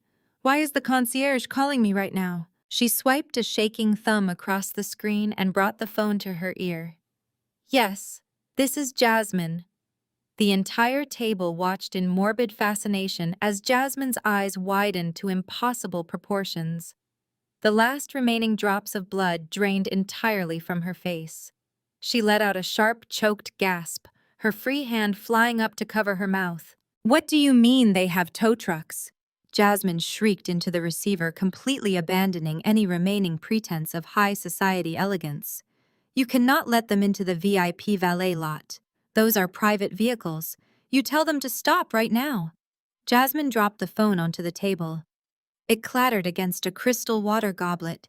She turned slowly to Cameron, her chest heaving with absolute terror. "Cameron," Jasmine choked out, her voice echoing across the silent table. "The bank just sent repo agents to the hotel. They are in the valet lot right now. They are towing the Porsche and the Mercedes. They are taking the cars, Cameron. They are taking everything." Jasmine did not just walk away from the table. She bolted. Her stiletto heels clicked frantically against the polished marble floor as she sprinted toward the grand foyer of the hotel. Cameron chased after her, his face ashen and completely drained of blood, leaving his rejected, useless leather portfolio abandoned among the half-empty champagne crystal. My parents, entirely unable to look away from the sudden violent implosion of their golden child, hurried behind them with panicked, jerky movements. Whispers immediately rippled through the VIP section of the ballroom. High society loves nothing more than a spectacular, very public downfall. Dozens of wealthy wedding guests, smelling the metaphorical blood in the water, abandoned their overpriced dinners and followed the procession out the double doors, eager to witness the carnage. I stood up slowly, calmly smoothing the front of my silk dress. Nate offered his arm with a dark, deeply amused smile, and we joined the exodus at a leisurely, controlled pace, watching the rats scramble from the sinking ship. The crisp, cool night air hit my face as we stepped out beneath the hotel's massive, crystal-lit portico. The scene unfolding in the circular driveway was an absolute masterpiece of humiliation. Two massive industrial tow trucks with blinding, flashing yellow strobe lights were aggressively parked across the pristine cobblestones, completely blocking the flow of luxury traffic. The harsh, mechanical grinding of heavy machinery echoed loudly against the elegant stone pillars of the hotel entrance. Heavy steel chains were already wrapped securely around the front axles of Jasmine's pristine white Porsche Panamera. The second truck was actively hoisting Cameron's custom black Mercedes G-Wagon into the air, the luxury tires dangling helplessly above the pavement. Jasmine was completely unhinged. The mask of the sophisticated, untouchable socialite had melted away entirely, revealing a frantic, screaming woman throwing a toddler-level tantrum in the middle of a five-star hotel driveway. She lunged at a terrified young valet attendant, waving her jewel-encrusted hands dangerously close to his face. "Drop those cars right now!" Jasmine shrieked, her voice cracking and echoing off the vaulted ceiling of the portico. "Do you have any idea who I am? I am a VIP guest. I am a platinum member at this establishment. My family practically owns this city. I will have you fired immediately. I will sue this entire hotel into the ground for allowing thieves onto the property." The young valet held his hands up in defense, completely overwhelmed and backing away from her manic advance. Cameron tried to intervene, marching up to the lead tow truck operator to salvage whatever shred of masculine authority he had left. The operator was a massive, burly man in a high-visibility safety vest, casually chewing gum and looking entirely unimpressed by the tuxedo-clad fraud barking orders at him. "There is a massive mistake here," Cameron stammered, his voice lacking any real conviction. He pointed a shaking finger at his suspended vehicle. "Those accounts are on automatic routing. The payments are perfectly current. I demand you unhook my vehicle immediately before I call my legal team." The operator did not even blink. He adjusted his heavy leather gloves and looked down at Cameron with blatant pity. Take it up with the bank, buddy, the operator grunted, turning his back on my brother. I just execute the repossession orders. Both of these vehicles are flagged as high-risk defaults. The grace period expired 60 days ago. My mother, Patricia, stood frozen on the top tier of the marble steps, hiding her face behind her sequined designer clutch.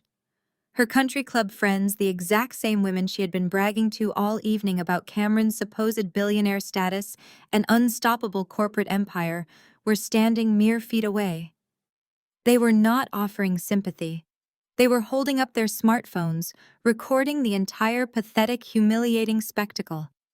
The illusion of the wealthy, superior Wilson family was being broadcast live to the exact social circle they had spent decades trying to desperately impress. Richard stood beside her, his shoulders slumped, looking like a man who had just watched his entire life burn to the ground. Jasmine pivoted away from the fleeing valet and charged the tow truck operator, attempting to physically insert herself between the heavy steel hook and the pristine bumper of her precious Porsche. "I am calling the police!" Jasmine screamed, tears of pure rage streaking her expensive, carefully applied makeup. "You are stealing my personal property. I paid for this car. You cannot just take it in the middle of a wedding reception." The massive operator finally looked up from the rugged digital tablet in his hand. He glanced at Jasmine, let out a slow, heavy sigh of profound annoyance, and stepped around her as if she were nothing more than a minor irritating traffic cone. He completely ignored her hysterical sobbing and Cameron's hollow threats of legal action. The operator walked directly toward the crowd gathered on the grand marble steps. His eyes scanned the sea of horrified, whispering faces until they locked directly onto mine. I stood calmly on the top step beside Nate, watching the absolute destruction of my brother's fragile ego with absolute serenity. The repo agent marched straight past my hyperventilating parents. He walked right past a sobbing Jasmine and a paralyzed Cameron. He stopped directly in front of me, planting his heavy work boots on the marble tile. He held out the glowing digital clipboard, completely ignoring the screaming couple just a few yards behind him. "Ms. Reed," the operator said, his deep voice cutting clearly through the crisp night air and silencing the murmurs of the crowd. "I have the immediate seizure authorization from Apex Ventures Asset Management. I just need the primary creditor's signature to legally remove these assets from the premises." I take the heavy digital clipboard from the burly operator. The bright screen casts a sharp artificial glow over my face, illuminating the stark silence that has fallen over the hotel driveway. With a swift, practiced motion, I sign my name using the attached stylus. I hand the device back to the man. He nods respectfully, taps a final confirmation button on the screen, and signals his drivers to move out. The massive hydraulic winches whine loudly as Cameron's custom Mercedes is locked securely onto the flatbed. Jasmine's pristine Porsche is dragged backward, its expensive tires letting out a short, pathetic squeal against the cold pavement. The flashing yellow strobe lights paint the faces of the stunned wedding guests in alternating shades of gold and shadow. No one speaks. The only sound is the heavy rumble of the diesel engines as the tow trucks pull away, carrying off the last physical symbols of my brother's fraudulent empire. The reality of the vanishing taillights hits Richard like a physical blow. He watches the trucks merge onto the main road, his chest rising and falling in rapid, panicked jerks. The polished arrogance of the wealthy patriarch dissolves instantly. He turns slowly toward Patricia, his face completely drained of color. "The house, Patricia," Richard whispers, his voice raw and trembling with absolute terror. The bridge loan Cameron took out last quarter was tied directly to the house. I pledged the deed to the Beacon Hill estate as collateral because Cameron promised the Vanguard acquisition would cover it tenfold. If Apex just killed the company, the bank's automated systems will trigger a cross-default clause by midnight. They are going to foreclose on Monday morning. We have zero liquidity. We are completely ruined. Patricia stares at her husband, her perfectly manicured hands trembling violently. She looks frantically over at Cameron. Her golden child, the supposed genius who is going to secure their high society retirement, is literally sitting in the gutter. Cameron has collapsed onto the cold concrete curb, his expensive dress shoes soaking in a dirty puddle. He is staring blankly ahead, completely unresponsive, his mind entirely shattered by the sudden violent destruction of his fake reality. Patricia does not rush to comfort him. She does not kneel beside her broken son in the dirt. Instead, the survival instinct of a ruthless social climber takes over. She pivots sharply away from Cameron and locks her frantic, tear-filled eyes directly onto me. She rushes up the marble steps, her hands grasping desperately for my arm. I take a deliberate, measured step backward, letting her hands grasp nothing but empty air. "Vanessa, you have to stop this!" Patricia cries, her perfectly styled hair beginning to unravel in the wind. "You proved your point. You are incredibly successful. We see that now. We are so proud of you. But you cannot let the bank take our home. That is the house where you grew up, the house where we raised you. Blood is thicker than water, Vanessa. You have to save your family." I look down at her, feeling a cold, profound clarity wash over my senses. The woman who spent my entire life making me feel small and insignificant is now begging at my feet in front of her entire country club social circle. Dozens of smartphones are still raised in the crowd, recording every single humiliating second of her plea. Family. I repeat the word evenly, letting it hang in the crisp night air. Let us talk about your definition of family, mother. 5 years ago, I stood in the grand foyer of that exact house you are crying over. I begged you and Richard for a small loan to keep my software startup afloat, just enough to pay my basic server costs for 1 month. Do you remember what you said to me? Patricia opens her mouth to speak, but no sound comes out. You told me I was a persistent embarrassment to the Wilson name. I state, my voice carrying clearly across the silent driveway. You handed me a single cheap suitcase. You told me to pack my things and vacate the premises out the back door before your dinner guests arrived, because my failure was ruining the aesthetic of your evening. I slept in my car for 3 weeks while you bought Cameron a brand new luxury watch to celebrate a promotion he lied about getting. I was trying to teach you independence. Patricia stammers, fresh tears streaking her expensive foundation. It was tough love, Vanessa. We did it to make you strong. I cut her off instantly. You did not offer tough love. You placed a bet. You pushed all your chips onto Cameron because he looked the part of a successful executive, and you completely discarded me because I did not fit your shallow narrative. You happily remortgaged my childhood home to fund his reckless Ponzi scheme. Do not stand here and invoke family loyalty when you only remember we share the same blood because you suddenly need access to my checkbook. Richard steps up beside his wife. He looks utterly defeated, a hollow shell of the domineering man who used to dictate my every flaw at the dinner table. Vanessa, please. Richard begs, his voice breaking. We will be out on the street. We have no other assets. The country club fees, the credit cards, the car leases. Everything was being floated by Cameron's firm. If the bank takes the house on Monday, we have absolutely nowhere to go. I let them sit in that sheer, suffocating terror for a long, agonizing moment. I watched the realization settle deeply into their bones that their survival rests entirely in the hands of the daughter they threw away. I look at Cameron, still paralyzed and weeping quietly on the curb, and then back to my parents. I am not going to let the bank foreclose on the house, I state calmly. A massive, instantaneous wave of relief washes over Patricia's face. She lets out a loud, wet gasp and takes an eager step forward, preparing to shower me with the fake gratitude I have always despised. I hold up my hand, stopping her dead in her tracks. Do not thank me yet, I say smoothly, stepping down to look her directly in the eyes. I will pay off the bank on Monday morning. I will clear the debt entirely. However, I am not writing a check to you. Apex Ventures will purchase the property directly from the bank. I will legally own the family estate.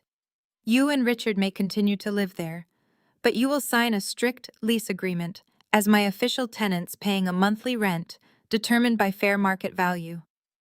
And my very first rule as your new landlord is that Cameron is legally permanently banned from ever setting foot on my property again. Patricia gasped, recoiling as if I had physically struck her across the face. The cold night wind whipped around the hotel portico, carrying the distant fading hum of the tow trucks that had just stripped her son of his fabricated wealth.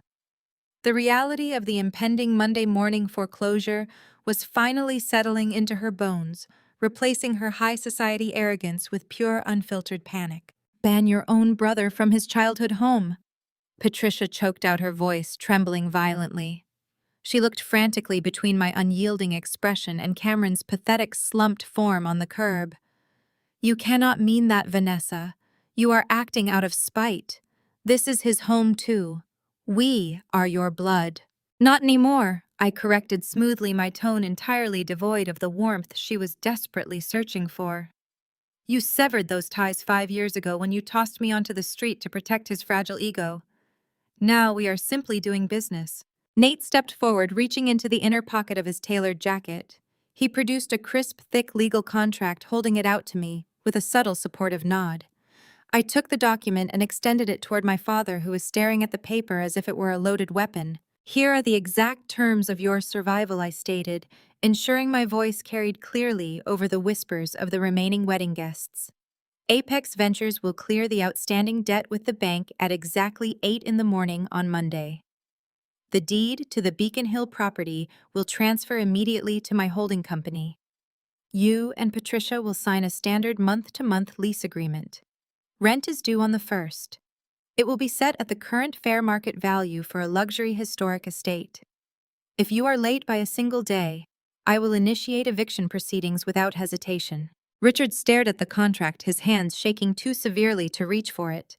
He swallowed hard, his throat clicking audibly in the quiet driveway. There is one final clause, I continued, locking my gaze directly onto my father to ensure he understood the absolute finality of my demand. Before I wire a single cent to stop the bank from seizing your home, you will contact your estate attorney. Cameron is to be legally and permanently removed from all family trusts, existing wills, and any future asset distribution. You will sever him entirely. He gets nothing, ever again. The silence that blanketed the driveway was absolute.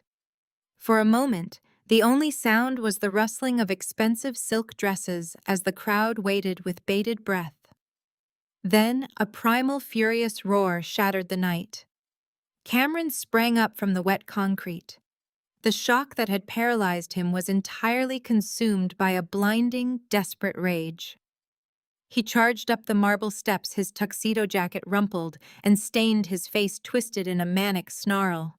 "Do not sign that," Cameron screamed, shoving his finger inches from my father's face. "She is bluffing. She is trying to steal our legacy. Dad, listen to me. I can fix this. I just need a bridge loan.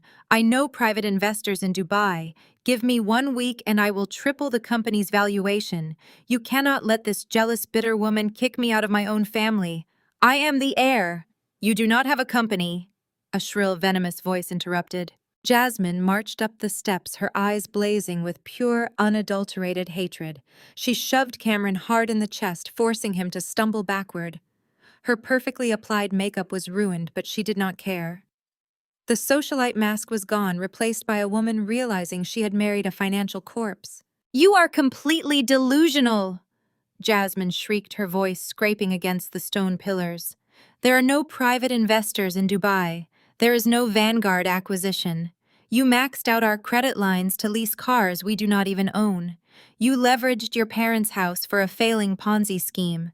You are a useless, broke fraud." Cameron reached out, his voice cracking with sudden desperation. "Jasmine, baby, please do not do this right now. We are a team. We can rebuild the portfolio. I have a strategy." "Do not touch me," she spat, slapping his hands away as if he were diseased. "I am calling my father's lawyers on Monday morning. I am filing for divorce. I am taking my maiden name back before the ink on your bankruptcy papers even dries. I did not spend my entire life building my reputation to be dragged into poverty by a pathetic loser who begs his estranged sister for pocket change." Jasmine ripped the massive, flawless diamond engagement ring off her finger.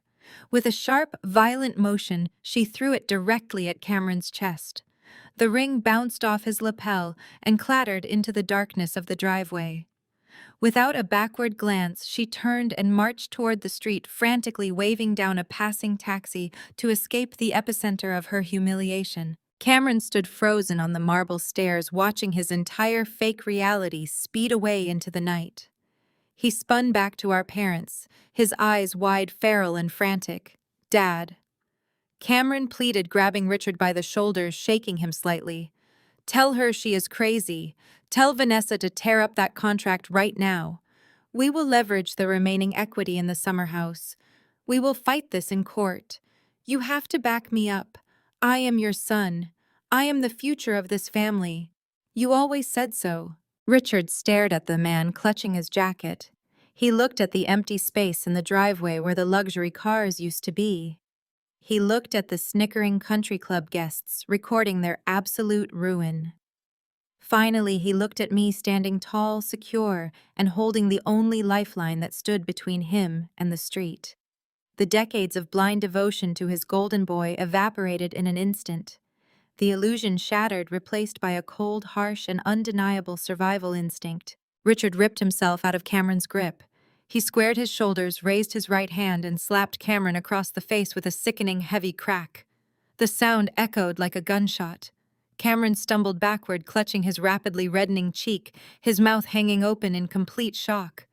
Patricia let out a horrified, strangled shriek, pressing her hands over her face, unable to comprehend the violence. You are not the future of this family, Richard snarled, his voice vibrating with absolute disgust. You are a parasite. You lied to my face for years. You risked my home. You destroyed my reputation. You took everything I spent a lifetime building and you burned it to the ground for your own pathetic vanity. Richard turned away from his son. He snatched the contract from my outstretched hand. He did not read the clauses. He simply grabbed a gold pen from his breast pocket and signed his name on the dotted line with aggressive, jagged strokes, legally sealing Cameron's fate. Richard dropped the gold pen onto the concrete as if it had burned his fingers. The heavy final sound of the metal hitting the pavement marked the absolute end of the Wilson family dynasty. Nate calmly stepped forward, retrieving the signed contract from the ground. He inspected the aggressive, jagged signature, gave a short, satisfied nod, and folded the document into his tailored jacket. I will secure this in the vault, Nate murmured, stepping close to my side. He glanced toward the grand glass doors of the hotel lobby. I am going to check on Lily inside the lobby. It is getting too cold out here for her. I will be right back. Take your time, I replied, my voice steady and completely relaxed. The hardest part is over. Nate offered a supportive smile before turning and disappearing into the brightly lit, heated foyer of the hotel. The remaining crowd of wedding guests had begun to disperse, whispering frantically to one another as they rushed to their waiting town cars, eager to spread the gossip of the century. My parents were already dragging a catatonic Cameron toward a rideshare vehicle, their luxury lifestyle officially towed away. I stood alone near the edge of the valet zone, the crisp night air biting at my bare shoulders. I closed my eyes for a fraction of a second, letting the absolute, undeniable victory wash over me. Vanessa. The voice was a desperate, raspy whisper. I opened my eyes to see Trent sliding out from the shadows of a massive stone pillar. He looked entirely broken. His designer tuxedo jacket was rumpled, his silk tie hung loosely around his neck, and his perfectly styled hair was a disheveled mess. The arrogant, untouchable executive who had mocked my business ambitions for years was gone. In his place stood a cornered, terrified animal. Trent, I said, keeping my posture completely relaxed and my tone dangerously flat. Have you figured out how to pay me the millions you owe my holding company, or are you just hiding in the dark to avoid the valet fee? He completely ignored the insult. Instead, he took a step into my personal space, his eyes wide and pleading. He attempted to deploy the same soft, practiced smile he had used to manipulate me for a decade. I do not care about the money, Vanessa. Trent breathed, his voice dripping with fabricated sincerity. I care about us. I care about what we threw away. I did not move an inch. I simply stared at him, letting him dig his own grave. I made a mistake, Trent continued, leaning closer, desperately trying to catch my eye. I was a complete fool. Brittany meant absolutely nothing to me. She was a distraction, a stupid, reckless mistake because I felt neglected. You were always working, always building your company, always focused on your goals. I felt invisible in our marriage. But seeing you tonight, seeing how brilliant, powerful, and utterly ruthless you are, it woke me up. He reached out, attempting to gently take my hand. I swiftly stepped backward, keeping my hands folded neatly in front of me. Brittany is a social climbing gold digger. Trent spat, his voice dropping into a conspiratorial whisper. She completely trapped me. She manipulated my insecurities. But I see the truth now. You and I, we were an unstoppable team. We built a life together. I want my real wife back, Vanessa. We can tear up that debt contract. We can merge our assets. We can dominate this city together just like we always planned. I let his pathetic, desperate gaslighting hang in the freezing air. He was genuinely trying to rewrite history, blaming his infidelity on my work ethic, and offering to take me back as if he were doing me a massive favor. He truly believed he could charm his way out of a multi-million-dollar financial execution. I did not yell. I did not slap him. I simply smiled. It was a sharp, terrifying curve of my lips that made the blood drain entirely from his face. Slowly, I raised my right hand. My smartphone was securely gripped in my palm, the screen illuminated brightly against the dark night. The red recording timer was actively blinking, showing exactly 2 minutes and 14 seconds of captured audio. "What are you doing?" Trent stammered, his eyes darting to the glowing red dot. "Just capturing the moment for my archives," I replied smoothly. "Though I think your primary audience has already arrived." The sound of high heels crunching aggressively against the gravel echoed behind him. Trent spun around, his face twisting in absolute horror. Brittany stepped out from behind a parked limousine. She had apparently been delayed at the coat check, trapped behind the fleeing wedding guests, and had walked up right as Trent began his desperate monologue. Her face was a mask of pure, unadulterated fury. The delicate, loving fiancé routine was completely dead. "A mistake," Brittany repeated, her voice shaking with rage. "A social climbing gold digger who trapped you. Is that what I am, Trent?" "Brittany, wait, you do not understand," Trent begged, holding his hands up in a frantic defensive gesture. "I was just playing along. I was trying to pacify her so she would not call in our debt and ruin our future. I swear to you." "Shut up," Brittany screamed, stepping directly into his face. "I heard every single word, you manipulative, spineless coward. You were begging her to take you back. You were trying to sell me out to save your own pathetic skin." She looked down at her left hand, her chest heaving. She stared at the massive, glittering stone on her ring finger, the ultimate symbol of their fabricated wealth. "You told me this was a flawless 3-carat diamond," Brittany snarled, her voice dropping into a dangerous, lethal register. "You swore on your mother's grave that you bought this at Cartier." I let out a soft, dark chuckle. "It is cubic zirconia, Brittany," I stated clearly. I saw the original receipt buried in his hidden financial disclosures during my corporate audit. He bought it from a discount online retailer for exactly $450. Brittany let out a guttural, furious shriek of absolute humiliation. She aggressively yanked the fake ring off her finger, tearing the skin in her haste. She wound up her arm and threw the cheap metal with every ounce of her strength directly at Trent. The heavy cubic zirconia struck him squarely on the cheekbone with a sharp crack, leaving a bright red welt, before bouncing uselessly into the dark gutter. "Do not ever contact me again," Brittany spat, her eyes blazing with absolute disgust. "Enjoy your poverty." She turned on her heel, marching aggressively out into the busy hotel intersection. She frantically waved her designer clutch at a passing yellow taxi, yanking the door open and throwing herself inside without a single backward glance.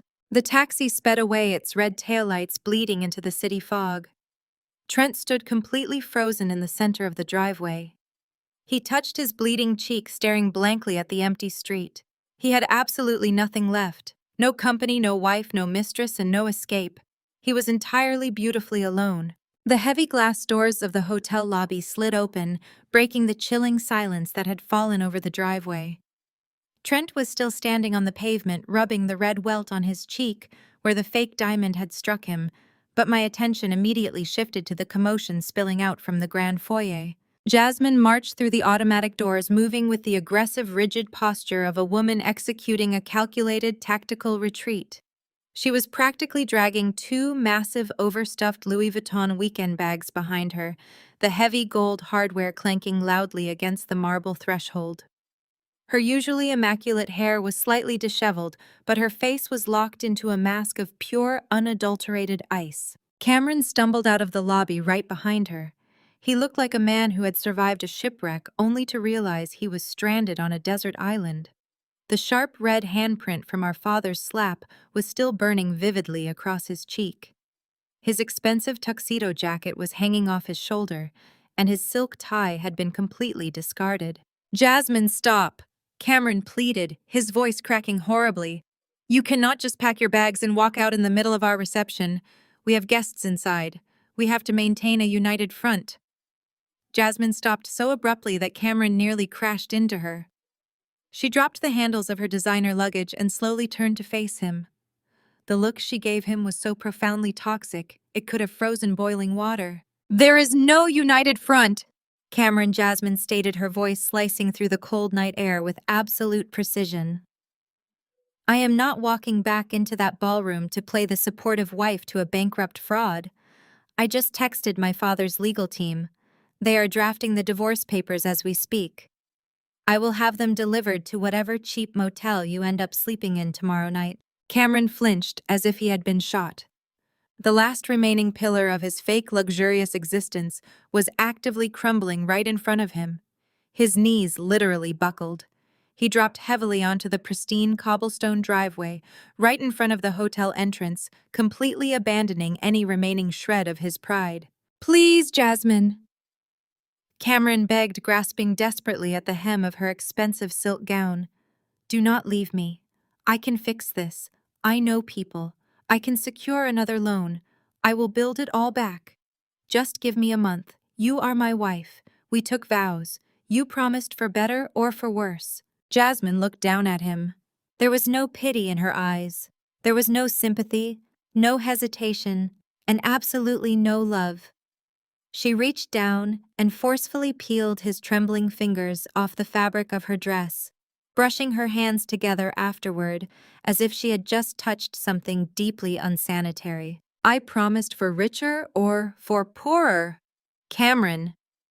Jasmine sneered, her voice echoing off the stone pillars. "But you are not just poor. You are a complete liability. You lied about your assets, you lied about your company, and you humiliated me in front of my entire social circle. I married a billionaire executive, not a pathetic con artist living on his sister's charity." She grabbed the handles of her bags, her jaw set with absolute ruthless finality. "I do not do charity cases," Jasmine stated coldly. Without another word, she turned her back on her sobbing husband.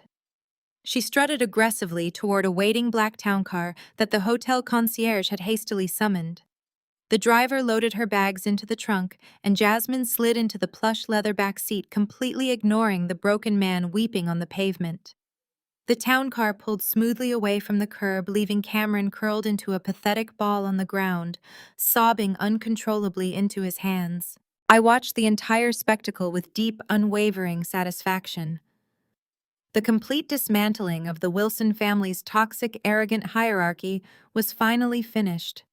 Every lie they had told, every manipulation they had orchestrated, and every ounce of cruelty they had inflicted upon me had been returned to them tenfold. The heavy glass doors of the lobby slid open once again. Nate walked out into the cool night air, looking completely relaxed and entirely in his element. He adjusted the cuffs of his tailored suit jacket and offered me a warm, reassuring smile. "Lily is perfectly fine," Nate said quietly, stepping to my side. "The hotel staff set up a private room for her near the back office with hot chocolate and cartoons. She is completely oblivious to the chaos out here." "That is exactly how I want it," I replied, keeping my eyes fixed on the remaining wreckage in the driveway. Nate nodded, his expression turning sharp and deeply professional. He reached inside his jacket and pulled out a thick, heavy manila envelope. It was sealed with stark red security tape. He did not hand it to me. Instead, he walked directly toward the center of the driveway where Trent was still standing in a stunned, miserable daze. Trent looked up as Nate approached. His eyes were wide and frantic, completely terrified of what was coming next. He instinctively took a step backward, holding his hands up defensively. "I do not have the money," Trent stammered, his voice pathetic and hollow. "I told Vanessa. Brittany took everything. I am tapped out. I cannot pay the debt." "This is not about the debt," Nate said smoothly. His voice was calm, but it carried an undeniable weight of authority. Your financial obligations to Apex Ventures are the least of your problems right now. Nate thrust the thick manila envelope directly into Trent's chest. Trent reflexively grabbed it. His hands shaking so violently he nearly dropped the heavy package onto the concrete. He stared at the red security seal, his face turning an unhealthy, sickly shade of gray. "What is this?" Trent whispered, his voice barely audible over the distant hum of city traffic. "That is a federal summons," Nate stated clearly, stepping back and slipping his hands casually into his pockets. "My forensic accounting team did not just find your fake Rolex receipts and your cubic zirconia invoices. When we audited your firm's escrow accounts, we found a massive glaring discrepancy regarding the earnest money Vanguard had deposited for the commercial merger. You did not just lose that money in bad investments, Trent. You actively, deliberately funneled $3 million through offshore shell companies to cover your personal gambling debts." Trent stopped breathing. His eyes bulged, and the manila envelope shook violently in his hands. "You embezzled federal funds." Nate continued, his voice cold and absolutely ruthless. "The FBI received our full audit report at 6 o'clock this evening. They are highly interested in your creative accounting methods. I strongly suggest you find a very good defense attorney, Trent, because you are not just going bankrupt, you are going to federal prison." The physical ink Richard just slapped onto the preliminary term sheet is not enough to stop the bank's automated foreclosure protocols. Nate's calm, authoritative voice cuts through the freezing night air, pulling everyone's attention away from the empty street, where Trent still stands paralyzed. Nate strides back toward us, his demeanor entirely unfazed by the absolute destruction he just handed my ex-husband. He pulls a sleek silver iPad from his leather portfolio and walks deliberately toward his black Aston Martin parked under the portico lights. He places the glowing tablet flat against the polished hood of the car. "We require the official biometric signatures to initiate the wire transfer and legally transfer the deed to Apex Ventures," Nate states, pulling a digital stylus from the tablet's magnetic edge. He taps the screen twice, bringing up the final binding master contract. "You have approximately 4 minutes before the bank's midnight sweep triggers the cross-default clause. I suggest you move quickly." Richard looks at his hands, which are still trembling violently from the force of striking his golden child. He slowly drags his gaze up to the glowing screen resting on the car hood. The fight has completely drained out of him. The domineering patriarch who dictated every family decision with an iron fist is dead, replaced by a hollow, terrified old man who realizes he is entirely at the mercy of the daughter he discarded. He shuffles heavily toward the car. The bright artificial light of the screen illuminates the deep, sudden lines of aging on his face. Without reading a single line of the digital text, he takes the stylus from Nate and traces his signature across the glass. "Patricia," Richard croaks, his voice cracking horribly in his dry throat. "Sign it."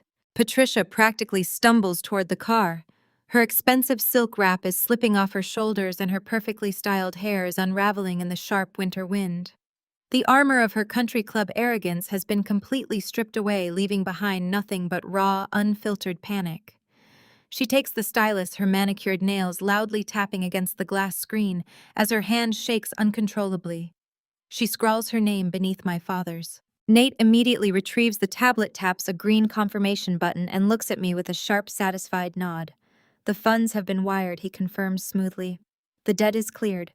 The Beacon Hill estate officially belongs to your holding company."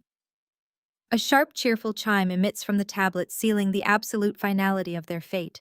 A loud, desperate sob tears from Patricia's throat. She looks at the empty driveway, then at my father's broken posture, and finally her tear-filled eyes lock onto me. The reality of her new existence crashes down on her. Her son is a bankrupt fraud, her legacy is gone, and she is now merely a tenant living under the strict authority of the child she spent decades treating like an embarrassment. The sheer desperation to salvage her comfortable lifestyle kicks her survival instincts into overdrive. "Vanessa." Patricia cries out, taking a sudden frantic step toward me. She reaches out with both arms, preparing to pull me into a tight, emotional embrace. "Oh, my brilliant girl. You saved us. You saved our home. I always knew you had this fire inside you. We can start over. We can put all this ugliness behind us and truly start over as a family. I do not flinch. I do not hesitate. I take one firm, deliberate step backward, leaving her grasping at empty air. Patricia stumbles slightly, her hands falling uselessly to her sides. She looks at me completely bewildered by the cold, impenetrable wall I have erected between us. Do not touch me. I state my voice incredibly calm and entirely devoid of affection. Do not stand here and attempt to rewrite 30 years of history because you suddenly find yourself on the losing side of the board. But we are your parents. Patricia pleads, fresh tears ruining her expensive foundation. We were hard on you to make you strong. We wanted you to succeed. Everything we did was out of love. We can fix this relationship, Vanessa. We can be a real family again. There is no relationship to fix, I reply, letting the harsh truth settle heavily over the freezing pavement. You did not push me to be strong. You punished me because my quiet ambition did not match the flashy, superficial aesthetic you required for your social circle. When I needed a mother, you handed me a suitcase and told me to use the back door so your dinner guests would not see my failure. Patricia opens her mouth to argue, but the absolute lack of empathy in my eyes silences her instantly. Let us be completely clear about what just happened here tonight. I continue ensuring my words slice through any remaining delusions she is clinging to. There is no forgiveness. There is no grand reconciliation. I did not buy that house out of familial duty or dormant love. I bought it because it is a prime real estate asset, and acquiring it was the most efficient way to settle a lifelong debt you owed me for my stolen childhood. I look between her and my father, cementing their new reality. This was strictly a business transaction, I state firmly. I am not your savior, and I am certainly not your daughter anymore. I am your landlord. Your rent is due on the first of every month. If you expect me to sit at your dinner table, attend your holiday parties, or pretend we are a happy family, you are severely mistaken. You will respect the terms of the lease, you will keep my property in pristine condition, and you will never attempt to manipulate me again. The absolute crushing weight of my rejection settles over Patricia. She lets out a soft, pathetic whimper, finally understanding that she has not regained a daughter. She has simply traded one ruthless creditor for another.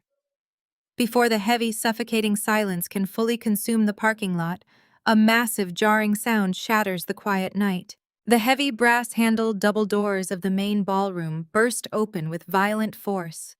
The muffled sound of the wedding band playing a cheerful pop song spills out into the freezing air, clashing horribly with the devastation on the driveway. Haley storms out onto the marble portico. My cousin looks absolutely furious, her massive, heavily beaded white wedding gown sweeping aggressively against the stone floor. She grips the heavy fabric in her fists, her veil pushed back haphazardly over her shoulder. She glares at the scene before her, Trent bleeding in the street, Cameron missing Richard looking like a ghost, and Patricia sobbing uncontrollably over the hood of a sports car. What in the world is going on out here? Haley screams, her voice cracking with pure bridal hysteria. I am trying to cut my wedding cake, and half my family is crying in the parking lot. Patricia scrambles away from my father's side the absolute second the ballroom doors hit the exterior walls. She rushes toward Haley, her expensive heels clicking frantically against the pavement. She throws her arms out, attempting to embrace the bride, but Haley takes a swift, disgusted step backward, holding her pristine white gown away from my mother's tear-stained, ruined face. Haley, thank God you are out here, Patricia wails, pointing a violently shaking finger directly at my chest. You have to call the police. Vanessa has gone completely insane. She hired thugs to disrupt your beautiful wedding. She just extorted us in the parking lot and stole the deed to our family home. She is trying to ruin us out of pure petty jealousy. Cameron seizes the opportunity to play the victim. He drags himself up from the cold concrete, his tuxedo completely disheveled, and his cheeks still glowing crimson from our father's brutal slap. He stumbles toward his cousin, his voice practically dripping with manufactured agony. She destroyed my life tonight, Haley. Cameron chokes out, wiping a pathetic tear from his eye. She staged this entire circus just to humiliate me. She had my cars towed right in front of your guests. She chased Jasmine away. You have to kick her out. She is a monster. She is ruining your special day on purpose. Trent, still clutching the federal embezzlement summons against his chest, inches closer to the group. He nods vigorously, his face pale and bruised from where Brittany struck him with the fake ring. He opens his mouth to add his own fabricated grievances to the pile, desperate to deflect from his impending prison sentence. I do not utter a single word in my defense. I do not raise my voice. I simply stand perfectly still in the freezing wind, my posture relaxed, my hands folded neatly in front of me. I look directly at Haley, allowing the sheer, undeniable contrast between my absolute calm and their hysterical, messy desperation to speak entirely for itself. Haley stares at the pathetic group gathered on the portico. She looks at Patricia's running mascara, Cameron's rumpled, dirty suit, Trent's bleeding face, and Richard standing near the valet stand like a hollowed-out ghost. Her gaze sweeps over the empty driveway where the tow trucks had just operated. Finally, her eyes lock onto mine. For a long, tense moment, the only sound is the heavy breathing of my mother and brother, who are waiting eagerly for the bride to unleash her bridal fury upon me. Haley lets out a sharp, incredibly cold laugh. You actually think I care about your repossessed cars, Cameron? Haley asks, her voice dropping into a register of pure, unadulterated disdain. You think I care that Vanessa finally took the deed to a house you all leveraged to float your fake, pathetic lifestyle? Patricia gasps, her hand flying to her throat as if she has been physically struck. Haley, you cannot speak to us like this. We are your family. We are VIP guests at this wedding. You are a public embarrassment. Haley corrects her flawlessly, her tone completely devoid of mercy. She turns her attention fully onto Cameron, who is shrinking back under her fierce glare. I have known you were a total fraud for years, Cameron. Everyone in the family knows it. We all know you run a massive Ponzi scheme and float your ridiculous, flashy aesthetic on credit cards and daddy's money. We only tolerated your presence at family events to keep the peace for your mother's sake. Cameron opens his mouth to argue, but Haley instantly cuts him off by raising her hand. I will absolutely not let your pathetic financial collapse ruin my reception, Haley states firmly. She turns her head and signals to the two massive hotel security guards who had followed her out from the lobby. I want these people removed from the premises immediately, Haley commands, pointing directly at Patricia, Cameron, and Trent. They are causing a disturbance and they are no longer welcome at my wedding. Escort them off the property. If they resist, call the police and have them arrested for trespassing. The two guards step forward without a second of hesitation. One grabs Cameron firmly by the bicep, ignoring his sudden, panicked protests. The other guard steps between Patricia and the hotel entrance, physically blocking her path and gesturing sternly toward the street. Trent does not wait to be grabbed. Clinging to his federal summons, he scurries away into the darkness of the city streets like a rat fleeing a sinking ship. Richard, entirely broken and completely mute, slowly shuffles after his screaming wife and son, accepting his exile without a fight. I watch them being herded down the driveway, their desperate, angry voices fading into the ambient noise of the city. The toxic weight that had suffocated me for my entire life is finally permanently gone. Haley turns to me, and the icy, furious mask of the bride instantly melts away. A warm, genuine, and incredibly bright smile spreads across her face. She steps forward, completely ignoring the cold wind, and wraps her arms around me in a tight, affectionate hug. I am so incredibly proud of you, Vanessa, Haley whispers, squeezing me firmly. It is about time someone finally put them in their place. They deserved every single second of that. She pulls back, her eyes sparkling with pure triumph. Just then, the lobby doors slide open. Nate steps out onto the portico. He has removed his tailored suit jacket and wrapped it securely around Lily, who is resting her head sleepily against his shoulder, completely safe and entirely oblivious to the chaos that just concluded. Nate smiles at Haley, giving her a respectful nod. Haley beams at the sight of my new beautiful reality. She reaches out and gently squeezes my arm. Now Haley says her voice carrying the joyful, vibrant energy of a woman whose wedding has just been perfectly purged of all its toxicity. I believe I have a massive cake to cut, and I refuse to do it without my favorite cousin in the room. Vanessa Nate, please bring Lily inside where it is warm.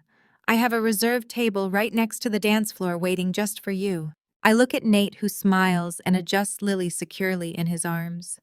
I look back at Haley and give her a bright, genuine smile. We walk through the heavy glass doors together, stepping back into the warmth, the light, and the music, leaving the villains entirely forgotten in the freezing dark. The transition back into the ballroom was nothing short of cinematic. As the heavy glass doors sealed shut behind us, the biting winter wind and the pathetic sobbing of my former family were instantly muted, replaced by the rich, vibrant sound of a 10-piece brass band playing a classic jazz standard. The air inside was thick with the scent of expensive floral arrangements and roasted vanilla wrapping around us like a protective blanket. Haley guided us directly to a prime table right at the edge of the polished mahogany dance floor. The contrast between the sheer elegance of this room and the absolute ruin occurring out on the pavement was staggering. I took my seat, smoothing the silk of my dress, and watched as Nate gently settled into the chair beside me. He shifted his jacket, revealing Lily, who blinked sleepily under the warm glow of the crystal chandeliers. "Are the bad people gone?" Lily mumbled, rubbing her eyes and looking around the bright, joyful room. "Yes, sweetie," Nate said softly, pressing a kiss to her forehead. "The bad people are completely gone. They are never coming back." Lily smiled, a wide, genuine expression of pure relief. She wiggled out of Nate's lap and immediately grabbed my hand, tugging me toward the center of the room. I let out a genuine, unburdened laugh and followed her onto the dance floor. Nate joined us a second later, wrapping his arms around my waist as Lily twirled happily around our legs. We swayed together to the music. I leaned my head against Nate's chest, closing my eyes and simply existing in the perfect, undisturbed peace of the moment. While we danced, surrounded by light laughter and genuine affection, I knew exactly what was happening outside. Patricia was shivering on a freezing sidewalk, her precious social standing permanently revoked. Cameron was sitting in the gutter, stripped of his fake wealth, his wife, and his pride. They were out in the cold, banished from the warmth of the world they had so ruthlessly tried to control. I opened my eyes and looked at the life I had built. I looked at the incredible man holding me and the beautiful daughter laughing at our feet. For 30 years, my parents and my brother had tried to convince me that I was fundamentally broken. They had treated my quiet nature as a defect, my independence as an insult, and my existence as a burden. They had desperately tried to write me into their story as the pathetic, failing scapegoat, so they could shine brighter by comparison. But as I spun under the glowing lights of the ballroom, the ultimate truth finally settled into my bones. I never needed to scream to be heard. I never needed to throw a punch or engage in their messy theatrical hostility to win. I did not have to destroy them because they were already perfectly equipped to destroy themselves.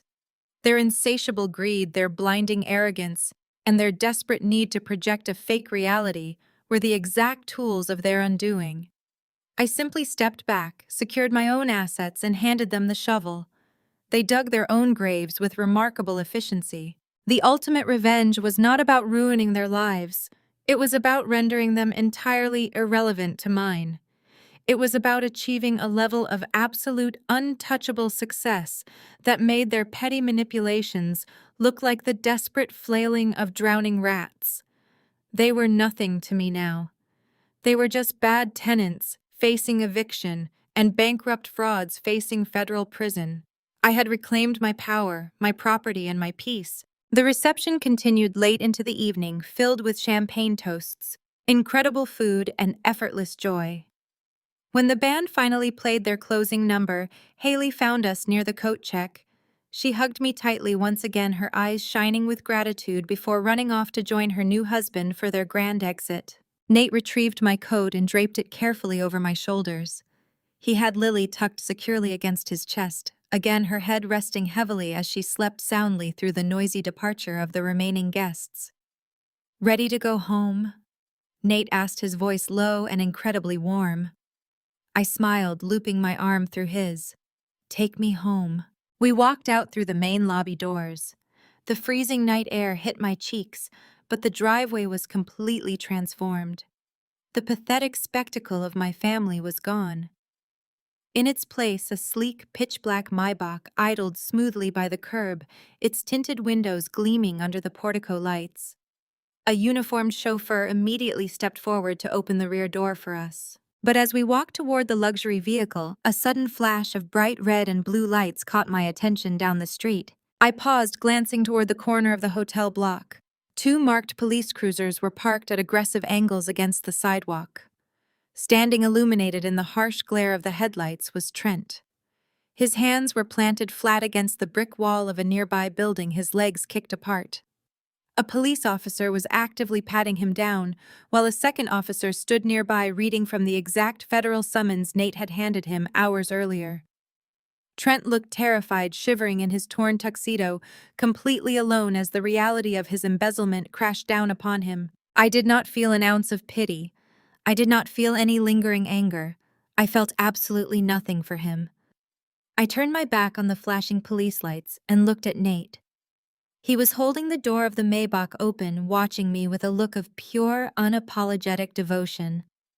He leaned down, placing a soft, lingering kiss on my lips, sealing the absolute victory of the night. We slid into the warm, incredibly plush leather interior of the car. The chauffeur closed the heavy door instantly, silencing the sounds of the city and the distant sirens. As the Maybach pulled smoothly away from the curb and glided into the dazzling, illuminated streets of the city, I rested my head against the seat and smiled into the darkness. They had tried to bury me, but they did not realize I was a seed. I had grown, I had thrived, and I had conquered. Living brilliantly backed by ruthless, calculated power is the absolute sweetest revenge of all. The most profound lesson from this journey is that true vindication does not require matching the volume or malice of your abusers. When surrounded by a toxic family desperate to tear you down to mask their own insecurities, the ultimate revenge is simply choosing yourself. By building absolute success and maintaining unwavering boundaries, you render their manipulation powerless. You do not have to fight for a seat at a table where you are disrespected.